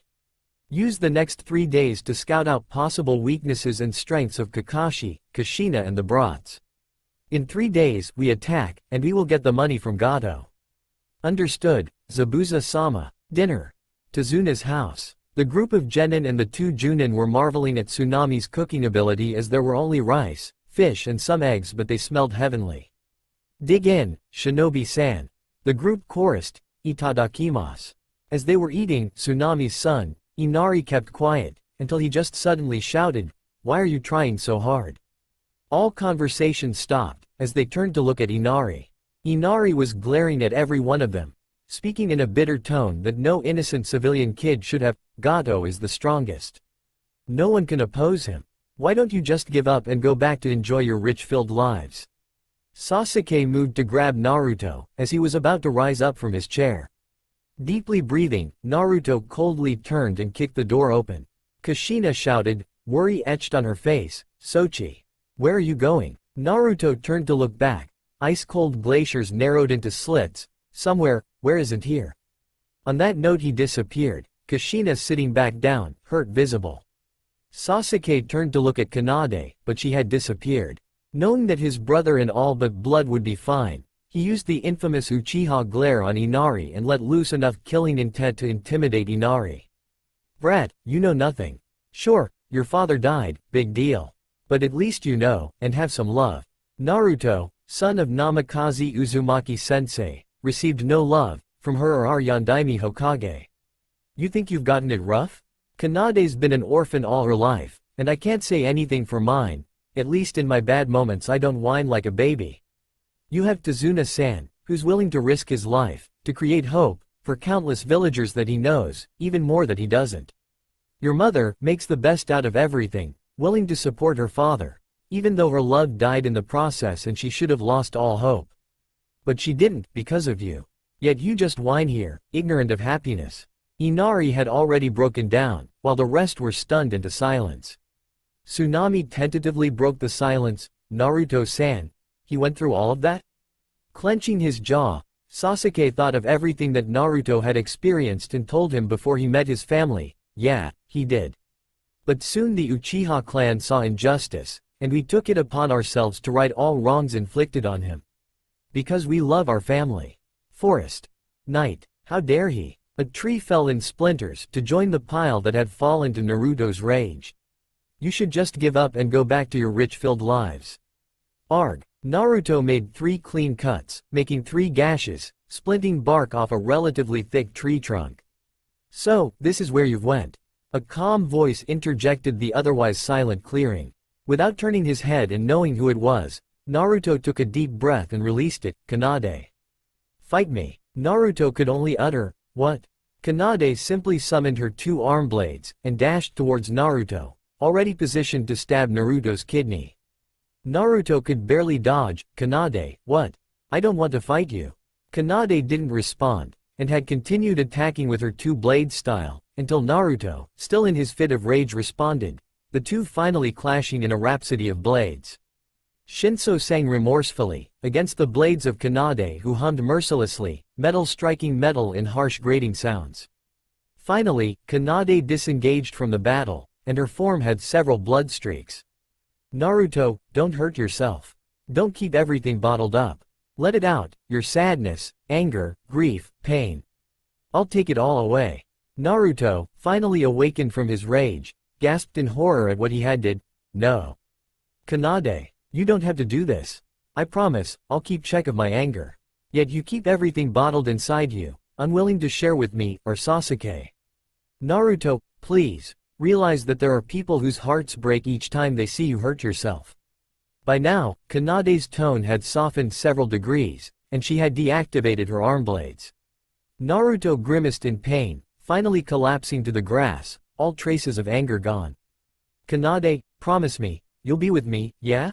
Kanade smiled, and walked over to him, putting his head in her lap and stroking his hair, while both looked up at the moon.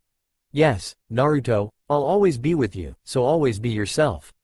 Both just looked up to the moon, not thinking about anything else, but of each other. Forest.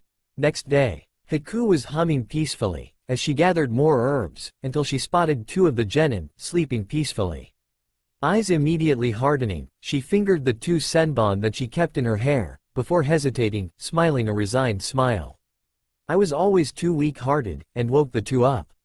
Kanade stretched like a cat, yawning while Naruto blearily rubbed his eyes. Refocusing them, he saw, Haku-san? Nice to meet you again. Haku gently smiled, yes, nice to meet you again, although I still don't know your name, Shinobi-san. Naruto sheepishly rubbed his head, oh right, yay, sorry about that. I'm Naruto, and this is Kanade. Haku made note of how Naruto had some degree of affection towards this Kanade girl. This girl was looking at her like she was some enemy. Was she compromised? Naruto continued on, unknowing of Haku and Kanade's thoughts. You know, back then, when you said something about each of us having strength that can transcend everything else, can you expand on that? Haku broke out of musing, and smiled a true warm smile. Oh, yes. Well, I believe strength comes from the heart. Of course, physical strength is what you ninja people believe in, but I think that, if all of us fought to protect our precious ones, that would be a cause worth fighting for, and in turn, produce true strength that will triumph over anything else. Kanade and Naruto had widened their eyes. True strength comes from protecting our precious people? As Naruto and Kanade entered back into Tezuna's home, still thinking about Haku's statement, they heard Narumi shouting, hey dead last. Finally back to join us, huh? Ignoring her, the 2 reported that nothing was amiss, and they were sorry for running off. Kakashi waved it off, since Kushina had gone to protect Tezuna, with a quick remark of, shinobi should control their emotions better. Asking to be excused, they freshened up and met Sasuke on the balcony. Together, they spent their possibly last moments together, knowing that tomorrow was the predicted clash between Momochi Zabuza and Kurisuke Raiga, a ranked nuke nins of Kirigakure no Sato. As Naruto watched the sea, only one thought was stuck in his mind. True strength, is it protecting our precious people? In his inner world, Ichimaru Jin was grinning manically. Next day, Tezuna's house, morning. Kushina barked orders to her team. Narumi, summon clones in 3 groups of 5 and send them towards the bridge to scout. Summon an additional 2 groups to protect the house. We don't know the exact information on Gato. Kakashi, the Anbu help I've asked for should be arriving soon. Summon a clone to direct it here immediately. Kanade, Naruto, stay at the house for 2 hours, then come rendezvous with us at the bridge. Sakura, Narumi, Sasuke, Sai. Diamond formation around Tazuna. I'll safeguard from the rear. As the small group got to the bridge without harm, the rest of the builders were long gone, and an unnatural mist had settled over the bridge, with 3 distinctive humanoid shapes. So, it's as we believed. Momochi, Kurisuke, face us! Shouted Kushina. Hey, Benihime. This time, you're not fighting me. You'll be fighting, my apprentice. Go. Hi, Zabuza-sama. The unknown figure had rushed Kushina and the two were fighting, Senbon against Blade. Kushina frantically trying to keep up with the speed of Haku. And as for the brats, I'll deal with them myself, me and Raiga. Zabuza grinned bloodthirstily, Blade pointing straight at the foursome. Sai had already unfurbished his scroll, speedily painting a handful of animals. Sasuke and Narumi had already palmed 2 kunai and summoned a legion of clones respectively. Just don't get in my way, Uchiha. Likewise. And on that note, they charged. Sasuke grunted, as he skidded across the surface, his hair standing up from the static electricity. Kakashi-sensei was fighting against Zabuza, and they seemed to be at a stalemate. Kakashi-sensei could track Zabuza, but he was stuck defending Tazuna-san, so he didn't die from a strike, and had suffered a major slash from the shoulder to the hip for it. Kushina-sensei was now engaging with the unknown fighter, preventing him or her from shunshin-ing towards where Tazuna-san and Kakashi-sensei were. Sakura was being useless, for a lack of better term. Sai and Narumi. Well, they had seen better days. Kurisuke Raiga just threw lightning balls around with extreme accuracy, and the both of them couldn't even touch him. Narumi had caught one right in the stomach and was down for 2 minutes before slowly struggling to stand up. Even now, she was performing subpar compared to before. He knew of how Kyuubi provided impression regeneration. And if one lightning ball could down a Kyuubi-enhanced Uzumaki clan member, who also had impressive vitality and a stronger immune system compared to other humans, even for 2 minutes, he held no dreams that if one of them hit him he would probably be out like a light, perhaps even shocked to death. The man certainly wasn't holding any punches. He produced a ball every 2 seconds, and they traveled at roughly high Chunin speeds. He himself could move at a burst of around mid-Chunin speeds, so at the 2-second interval, he could dodge them by a hairpin. But he couldn't maintain it for long, his stamina was about to run out. Sai was sending out barrages of beasts, but one slice could reduce them to nothing, and he was noticeably panting now. Sasuke couldn't even retaliate, because Raiga somehow would know every move that he make. Caught in his musing, he grunted as he threw himself to the floor, just to avoid a lightning ball glancing over his head. Gritting his teeth, he rapidly dashed through hand seals before shouting, Kaden. Gukaku no Jutsu, and roared a gigantic fireball out. Through constant practice, his speed at creating the fireball and the power behind was nothing to snort at. But unfortunately for him, Raiga had already appeared behind him in a near-flawless shunshin and slashed his back wide open. It's no use if your enemies aren't there, boy. Before widening his eyes in surprise. In place of blood was bark, as a log replaced the body. Sometimes the basics were just so good. Same to you, Kurisuke. Sasuke retorted. The raven-haired boy appeared right below him, a kunai poised to enter his rib cage. Raiga gritted his teeth, and lowered one of his swords to block the incoming strike before flipping the other one to impale the arrogant genin right through his head. But Sasuke already saw through the motion with Sharingan. However, he wasn't fast enough itself to completely dodge the incoming strike and winced as his left arm got slashed open. He was definitely practicing his speed and stamina if he got back. No, not if. He definitely would get back. Mustering 2 kunai, he threw both, cleverly hiding the second one in the shadow of the first one. Raiga merely snorted and deflected them, but unfortunately he didn't see the explosive tag attached to the second one and suffered some light burns on his right side. Snarling, his green hair flowed dangerously behind him as he charged towards Sasuke. The young Uchiha, unprepared for the sudden assault, cried out in pain as he was pushed back and had his leg sliced wide open. His left arm and right leg was now pretty much useless. Raiga immediately appeared behind him. "Die, brat," before throwing one of his blades straight at the vertebrae, where it would enter, cripple his spine and ultimately stop his ninja career. But it didn't connect, thanks to a summon of Sai which dissolved into ink. "Thanks, Sai." The ink drawer merely nodded, all traces of fake smiles gone. Ninpo, Choju Giga, and unleashed a barrage of tigers, lions and hawks to cover Sasuke, as Narumi had replaced Sasuke for now, and was just hassling Raiga with shadow clones and kunai. Raiga was starting to get irritated, and decided to be serious and end it in one hit. Thrusting both swords into the air, he thrust a blade at Sasuke, prompting a huge shock of thunder to travel along the ground but reaching 2 meters in height. Sasuke gritted his teeth and used the remnants of his chakra reserves to dodge the first burst before one of Sai's creations, a lion, he idly noted, too concerned with the fatigue that rested along his body to really care, carried him away to where Tazuna was. Narumi's clone army was being dissected systematically. Around 10 clones were taken down with each shockwave that Raiga sent out. Feeling a foreign chakra enter his body and gently relieve him of the pain that was in his left arm and right leg, he let out a small sigh in relief. The raven-haired boy turned around to grin at his healer, the silver-haired girl who was frowning. "Aren't you guys early?" Naruto snidely remarked back, "More like just in time to see your ass get kicked, baka." "Hey, I'm still living at least. Give me some credit." The silver-haired girl had already summoned both of her arm blades, and gave her companions a deadpan look. "If the two of you are finished arguing like children, let's go." She immediately rushed forward to block a strike intended for Narumi, and got a grunt in return before quickly jabbing at Raiga's vitals, an act that he copied, both not scoring any hits, deflecting at the same time. It was to Kanade's skill and Narumi's constant summoning of clones to block the hits that Kanade couldn't deflect in time that led Kanade not being killed within the first 10 seconds of the fight, and now both were just trading incredibly fast-paced attacks. Although Kanade was at a disadvantage, the fact that Raiga couldn't toss those lightning balls around were a plus for them, and now Narumi could constantly barrage Raiga without fear of being electrocuted.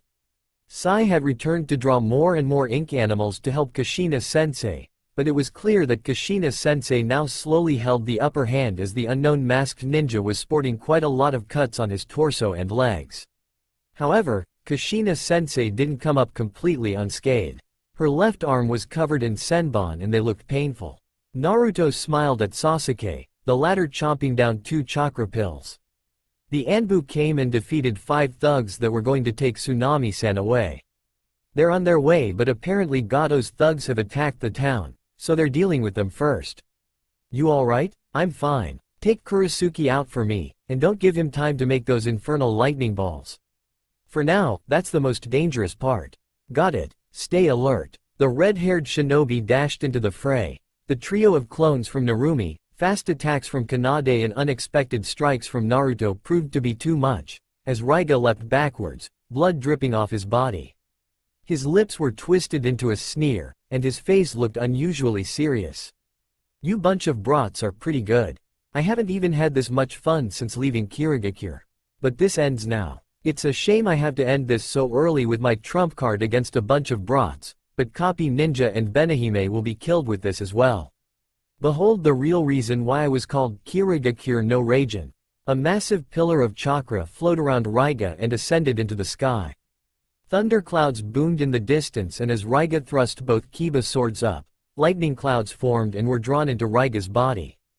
The current was contained around Raiga's form and took on the shape of a dragon's head with crimson glowing eyes. The vortex began to twist around Raiga uncontrollably, sending out several wisps of lightning every nanosecond.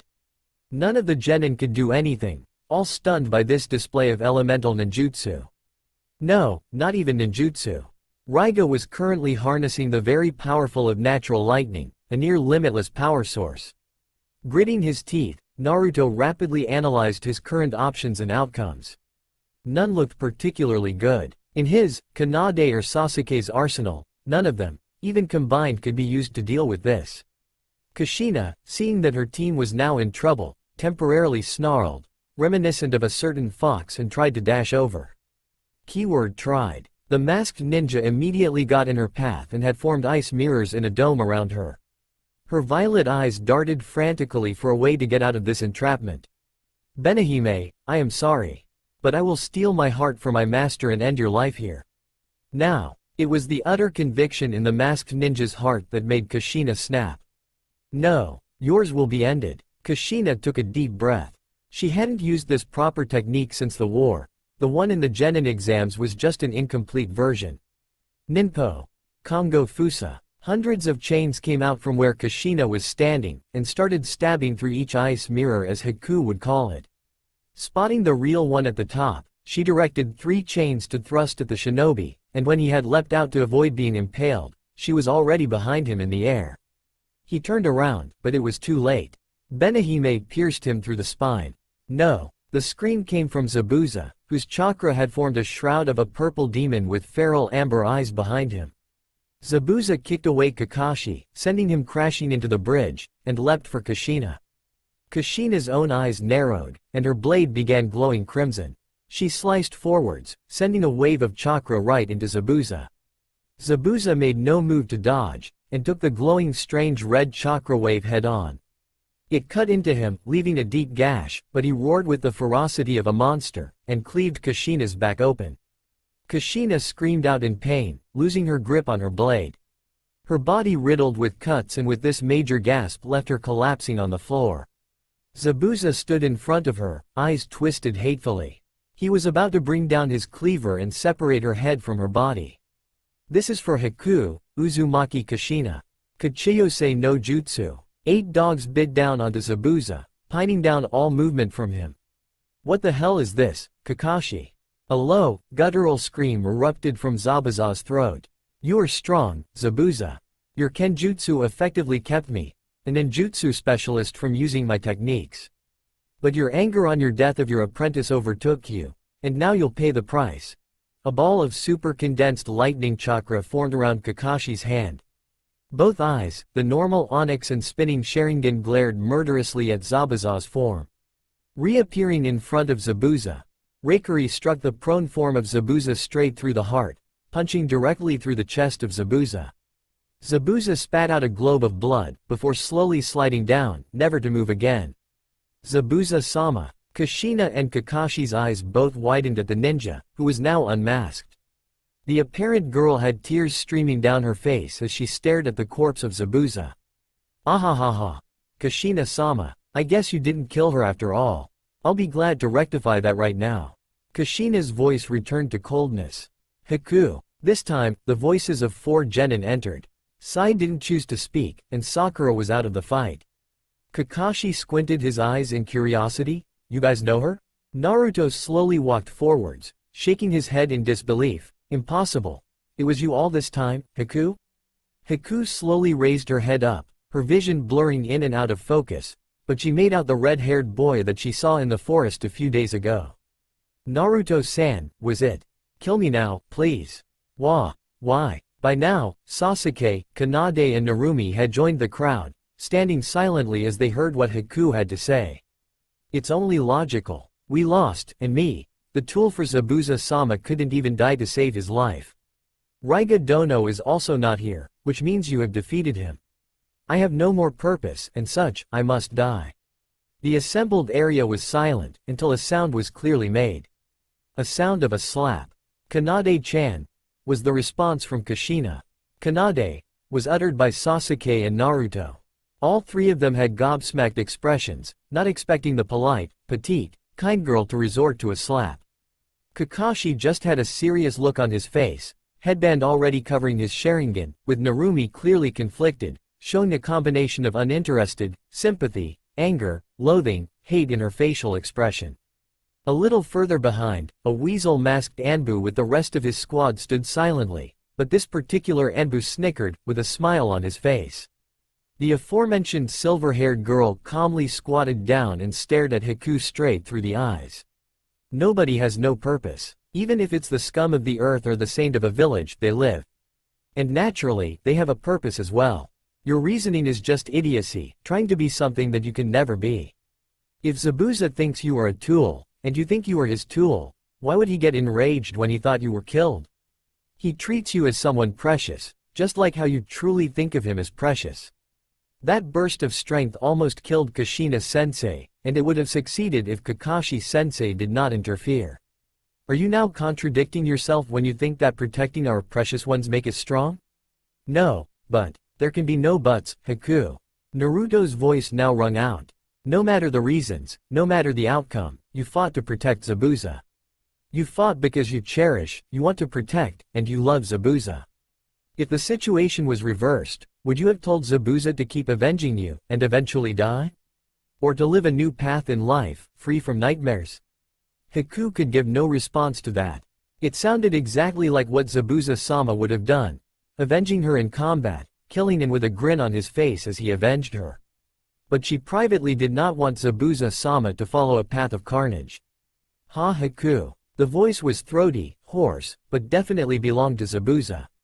I am impossible. How can you still be breathing, let alone talking? The panic in Kakashi's voice was heard, as he gaped at the fallen form of Zabuza. I know I'm dying, Hitaki. But, I won't go down that easily. Haku, that brat is right. You've yes or no. You've accompanied me all these years, it's tea time for you to carve out your own paw path. And not as the apprentice of Momochi Zabuza, but Yuki Haku. Live on, Hayatan no Haku. Everyone was silent as Zabuza made his final speech. Heartless, with a grin on his face, until no one could hear his breath. The next few days went in a blur. Naruto himself couldn't remember much of it. Tsunade-sama, one of the Densetsu no Sanin, had personally went to Wave, along with supplies, money and materials to help Nami no Kuni get up and running. Tsunade personally healed Haku herself, with an additional medic team, Kanade and her apprentice Shizune. Apparently they did 3 rotations in a pair, with Tsunade-sama and Shizune-sama involved in the process all 12 hours. It truly showed how skillful Tsunade-sama was in the art of healing. Kanade said that she was awestruck by the masterful healing that Tsunade-sama and Shizune-sama displayed, and had resolved to get better. Itachi had left with his squad of frog, cat, ferret and hawk, after flicking Sasuke's forehead. Itachi had come in time to stop Raiga, and he felt an incomprehensible amount of relief as he saw the familiar mask. The familiar smirk that Itachi held, even covered by his weasel mask, left him in a playful scowl.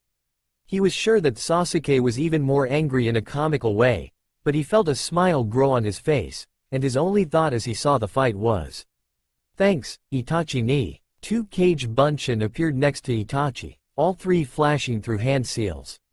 Sharingan were already spinning to look out for unexpected moves from Raiga and Raiga. Kaden, Karyu Enden, Futon, Daitopa. Both Itachis sent out their respective ninjutsus. The flame bullet exploded into a massive glowing scarlet dragon that smashed against the lightning dragon. Both dragons dispelled, with Raiga now wide open. The original Itachi finished his 18 hand seal sequence and shouted out, "Suiten! Daibakufu no Jutsu!" A huge swirling vortex of water tunneled through the form of Raiga, tunneling him across the bridge, and a kunai pinned his form straight through a tree. Dead. After inspection, it was revealed that Raiga had a kid on him, and although Itachi's eyes held brief regret at ending a child's life so early, it didn't matter. The bodies of Raiga, Rinmara, whose name was revealed by Haku, and Zabuza were overlooking Nami no Kuni on the hill. Kubari Kibocho marked Zabuza's grave. 1 Kiba sword marked Raiga's and the other marked Rinmara's, signifying their partnership in life and in death. It had been a somber day. It rained, with lightning overhead, but slowly dimmed down and gave way to snow. And finally, to a beautiful rainbow. A rainbow of hope, for Haku and her new life. With the Konoha's entourage help, Nami no Kuni was soon up and running, with it celebrating a week after the clash. Haku had obviously refused, due to her still lingering attachment to Zabuza.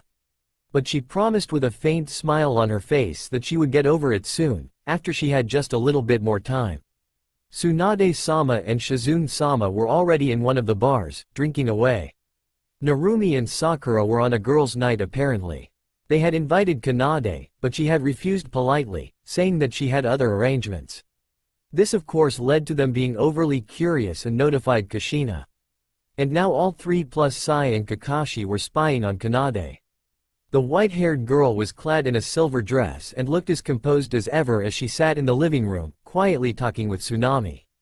The dress accentuated her cuteness, bringing out her silver hair and amber eyes. A light blue short-sleeved jacket enveloped the dress and a small pendant hung on her swan-like neck. A bucket hat sat neatly on top of her.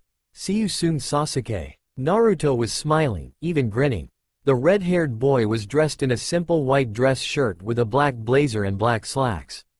The dress shirt's top and collar were unbuttoned, giving a free view of his lean and chiseled chest for a 13-year-old. Sasuke just looked composed, clad in a simple yukata with Uchiha fans as decoration. A tailor had it special made for him.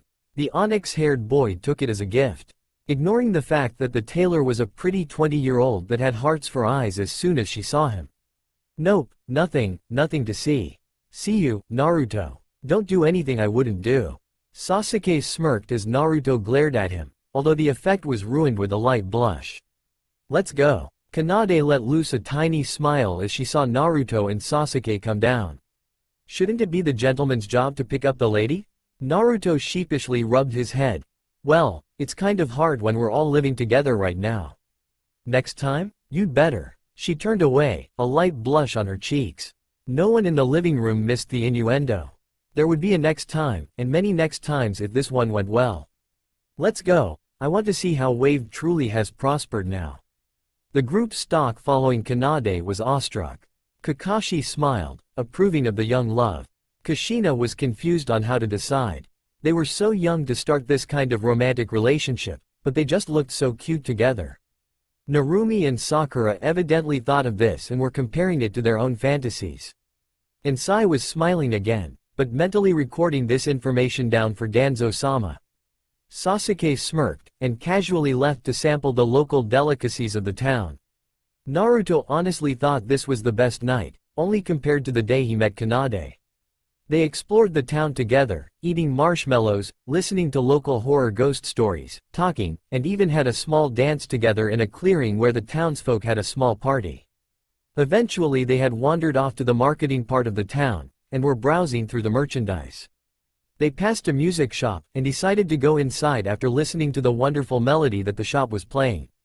Upon entering, they noticed that their raven-haired friend was already inside and intently watching the pink-haired girl with her eyes closed dancing on the piano keys with her fingers.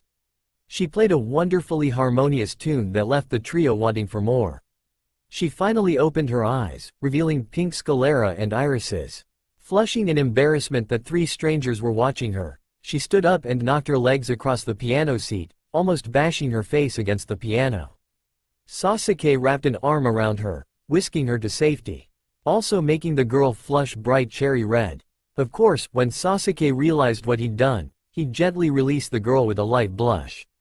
"Very smooth, Sasuke." The amused drawl came from Naruto, who was intending to get back Sasuke from his earlier teasing. "Shut up, idiot." The muttered insult didn't really have much of an effect, seeing that the raven-haired boy was still blushing. Rolling her eyes at the immaturity the boys were displaying, she walked towards the girl and nodded respectfully. "You're very talented. May I ask your name?"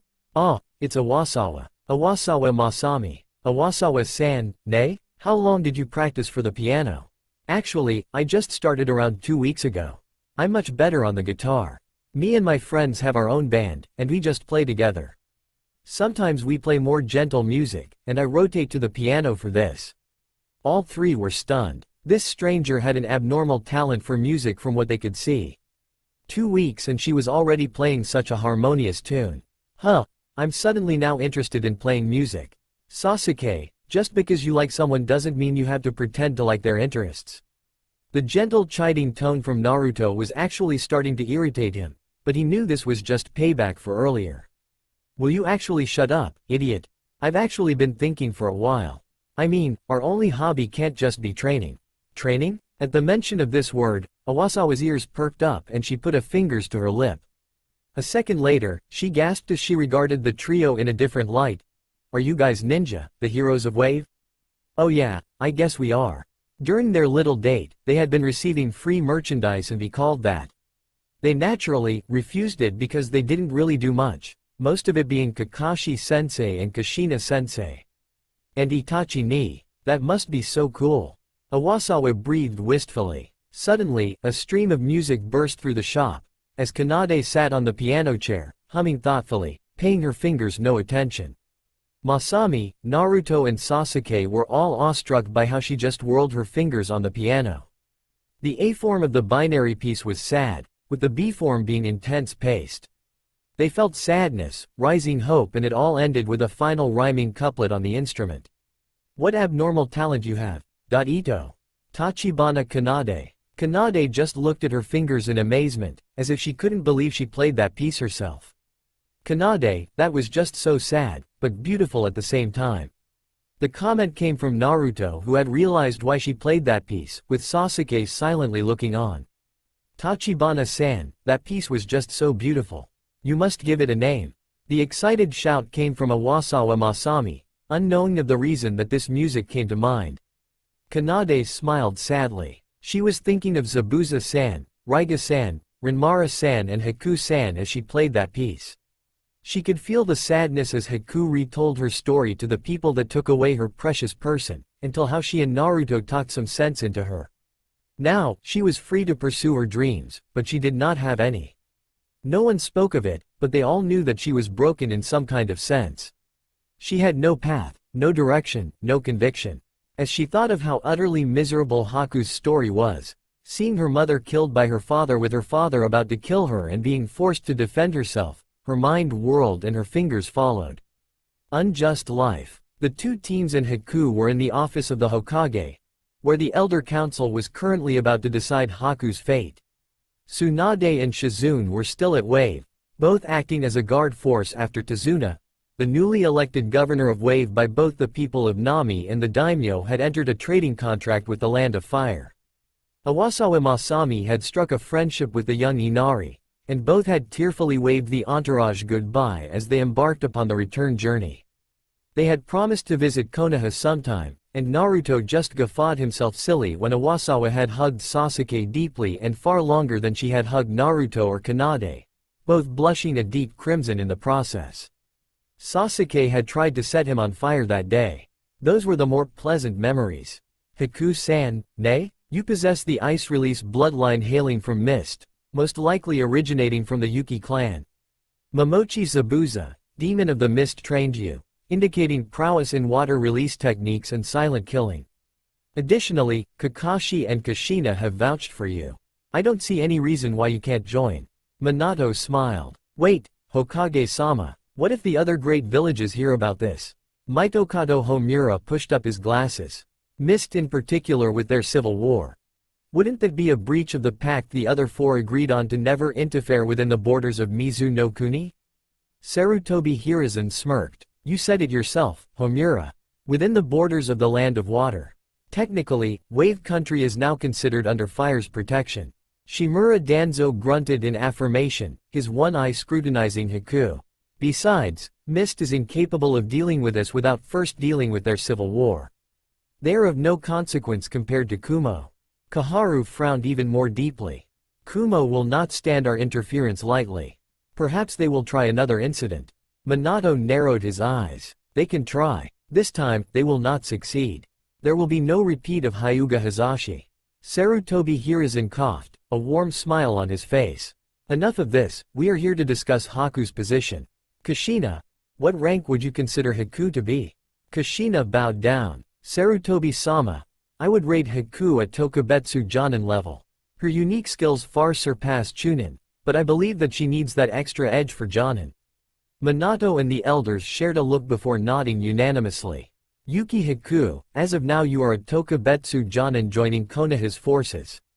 You will be put under probation for 6 months, only able to complete up to B-rank missions.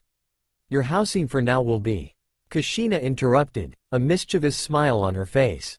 Within the Hokage residence, isn't that right, Minato-kun? The quadrumvirate elders all collectively sweat dropped or rolled their eye in Danzo's case before leaving, not bothering to witness this drama.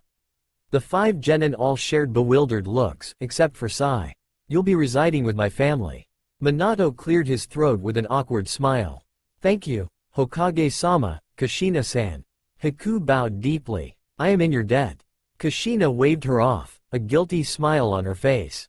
It's fine. I'm sorry too, Haku let loose a small pained smile. It is of no consequence, Kushina-san. An awkward silence, before Minato coughed loudly and announced, dismissed. As they walked out, Kushina grabbed Naruto's arm. Naruto, you'll be coming with us tonight, right? To welcome Haku-san? Naruto's amethyst eyes darted between Kushina's eager ones and Haku's questioning orbs. Haku clearly didn't know the happenings between the estranged son and his family, so Kushina was conniving him. His heart told him to endure it. Loosing a ridiculously fake smile, he replied, "Sure, I'll do that." Naruto, Kushina, Narumi, who had a scowl, and Haku walked off to the shopping district. Kakashi, Sasuke, Kanade, Sai and Sakura watching. "Sasuke-kun, do you want to?" was the squeal from Sakura. "Kakashi-sensei, do something about her, please." Sasuke scowled. Kakashi waved a hand, an amused look glitting in his visible eye. "Ma, Sasuke. Patience is a virtue, but since you asked so nicely. Come on, Sakura, you need some special training." As Kakashi lifted Sakura easily, the girl was screaming comically. "Sasuke-kun." Kanade turned to look at the last intruder, only to find that Sai had disappeared. Her eyes widened by a fraction, before returning to her passive look. "That one is not quite normal." Sasuke's scowl got even deeper. "Trust me, I know all about it. He keeps calling me." Kanade cocked her head to the side.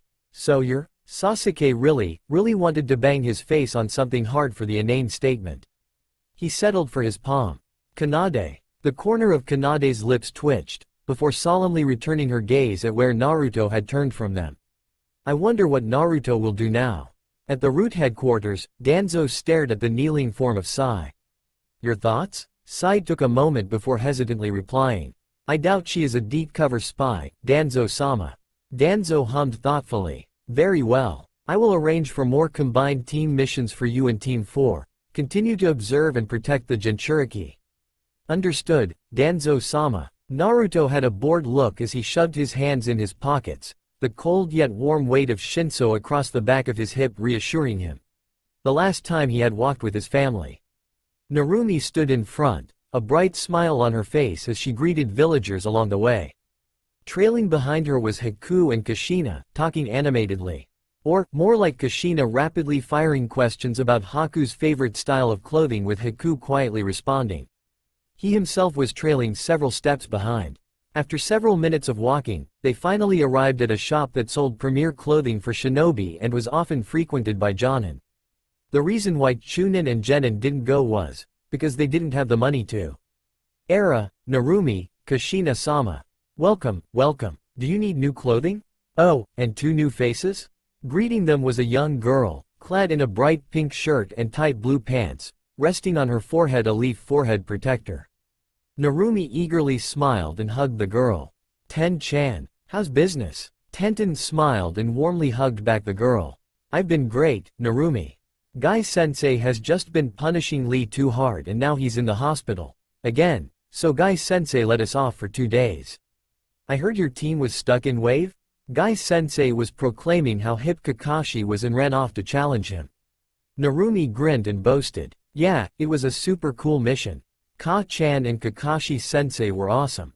And this is Haku. It's complicated, but she's now at Tokubetsu Jonin." Tenten gasped, and gave off a warm smile. "Haku-san, nay? I hope you find our shop to be your liking."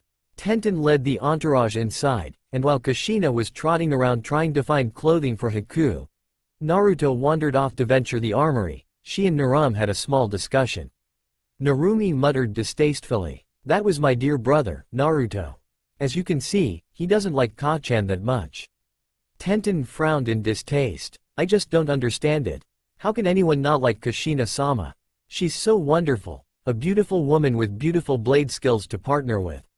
"I know, right?" The 2 girls continued their impromptu discussion of gossip, and what their teachers were making them go through.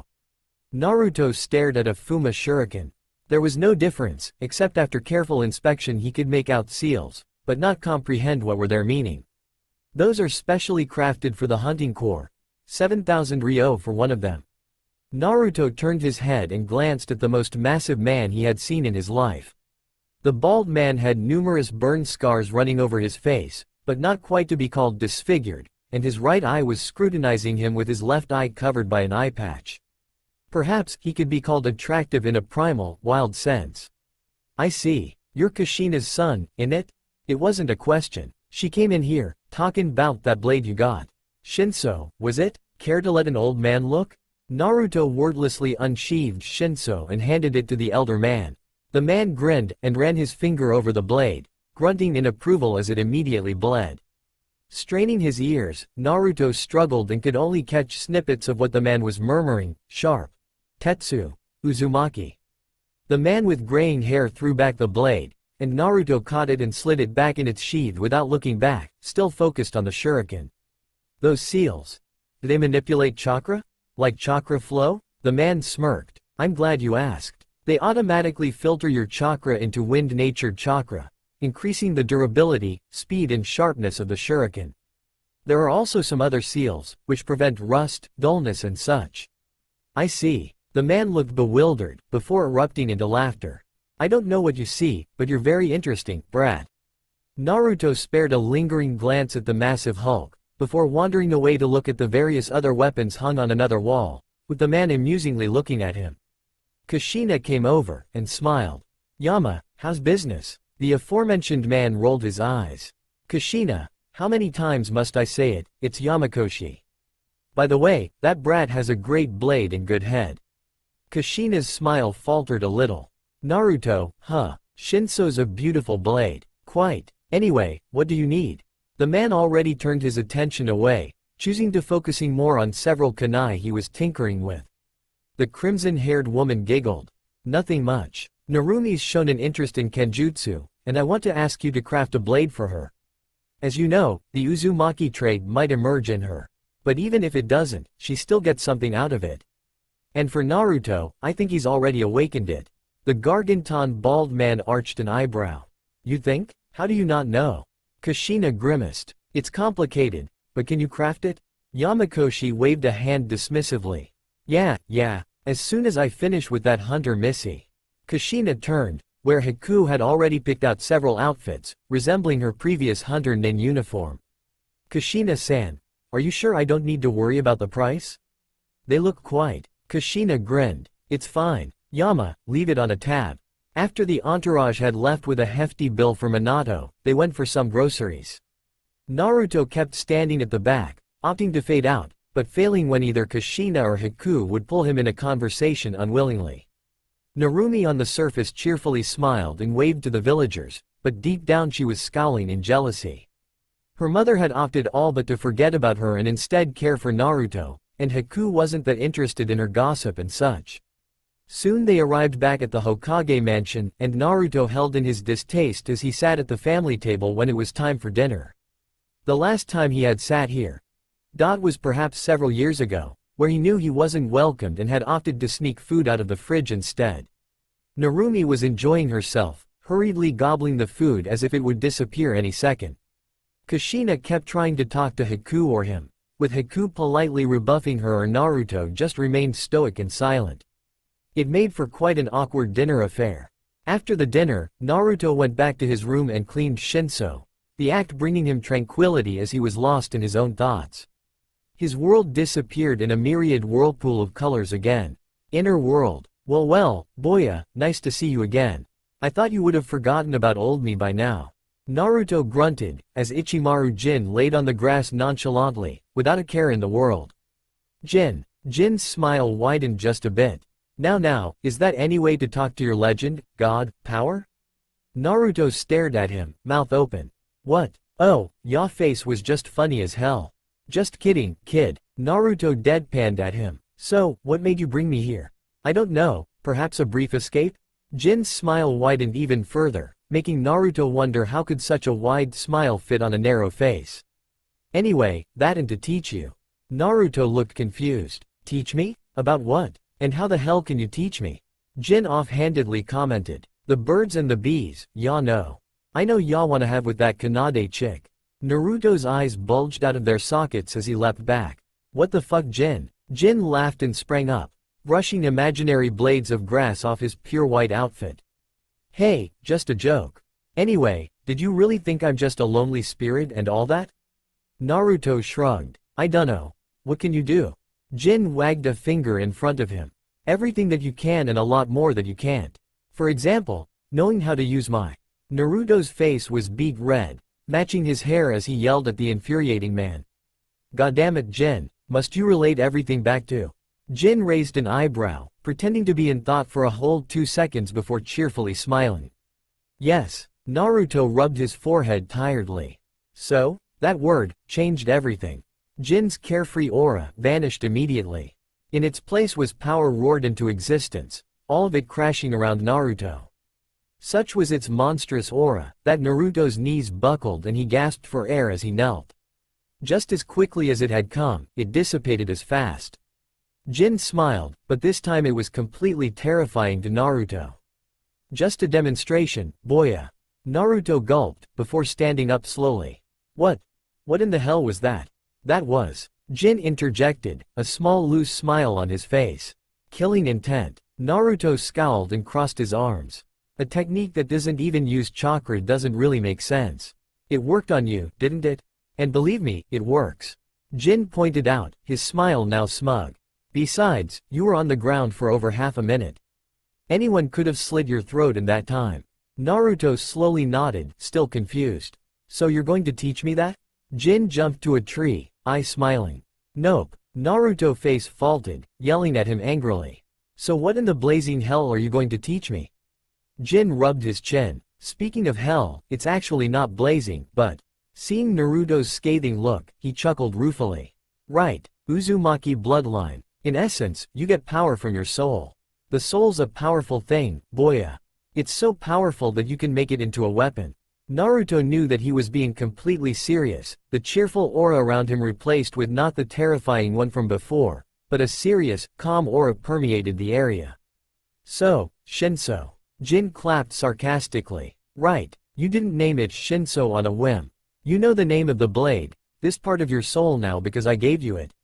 Naruto was befuddled but didn't let it show. Jin, seeing the state of his charge, chuckled sadly. Anyway, names are powerful, boya. It's the singular thing that defines something its existence. For example, Namikaze Minato. If his name disappeared from the memory of everyone, every history book, who would be the fourth Hokage? Strip someone of all their names and titles, and their existence is gone. No one knows them. Naruto didn't really understand it, but he did in a sense. So, I know the name of my blade. Shinso. Is that like a build-up to my power?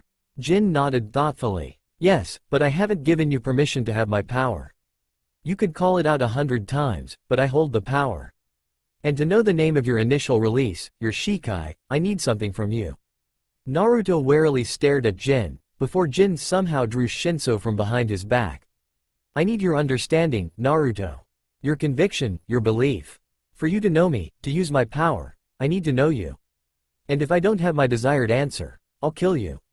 The terrifying aura returned full force, coupled with the gleaming blade of Shinso. Naruto felt that anyone would have died by simple fear. But for some reason Naruto couldn't comprehend, he couldn't feel it.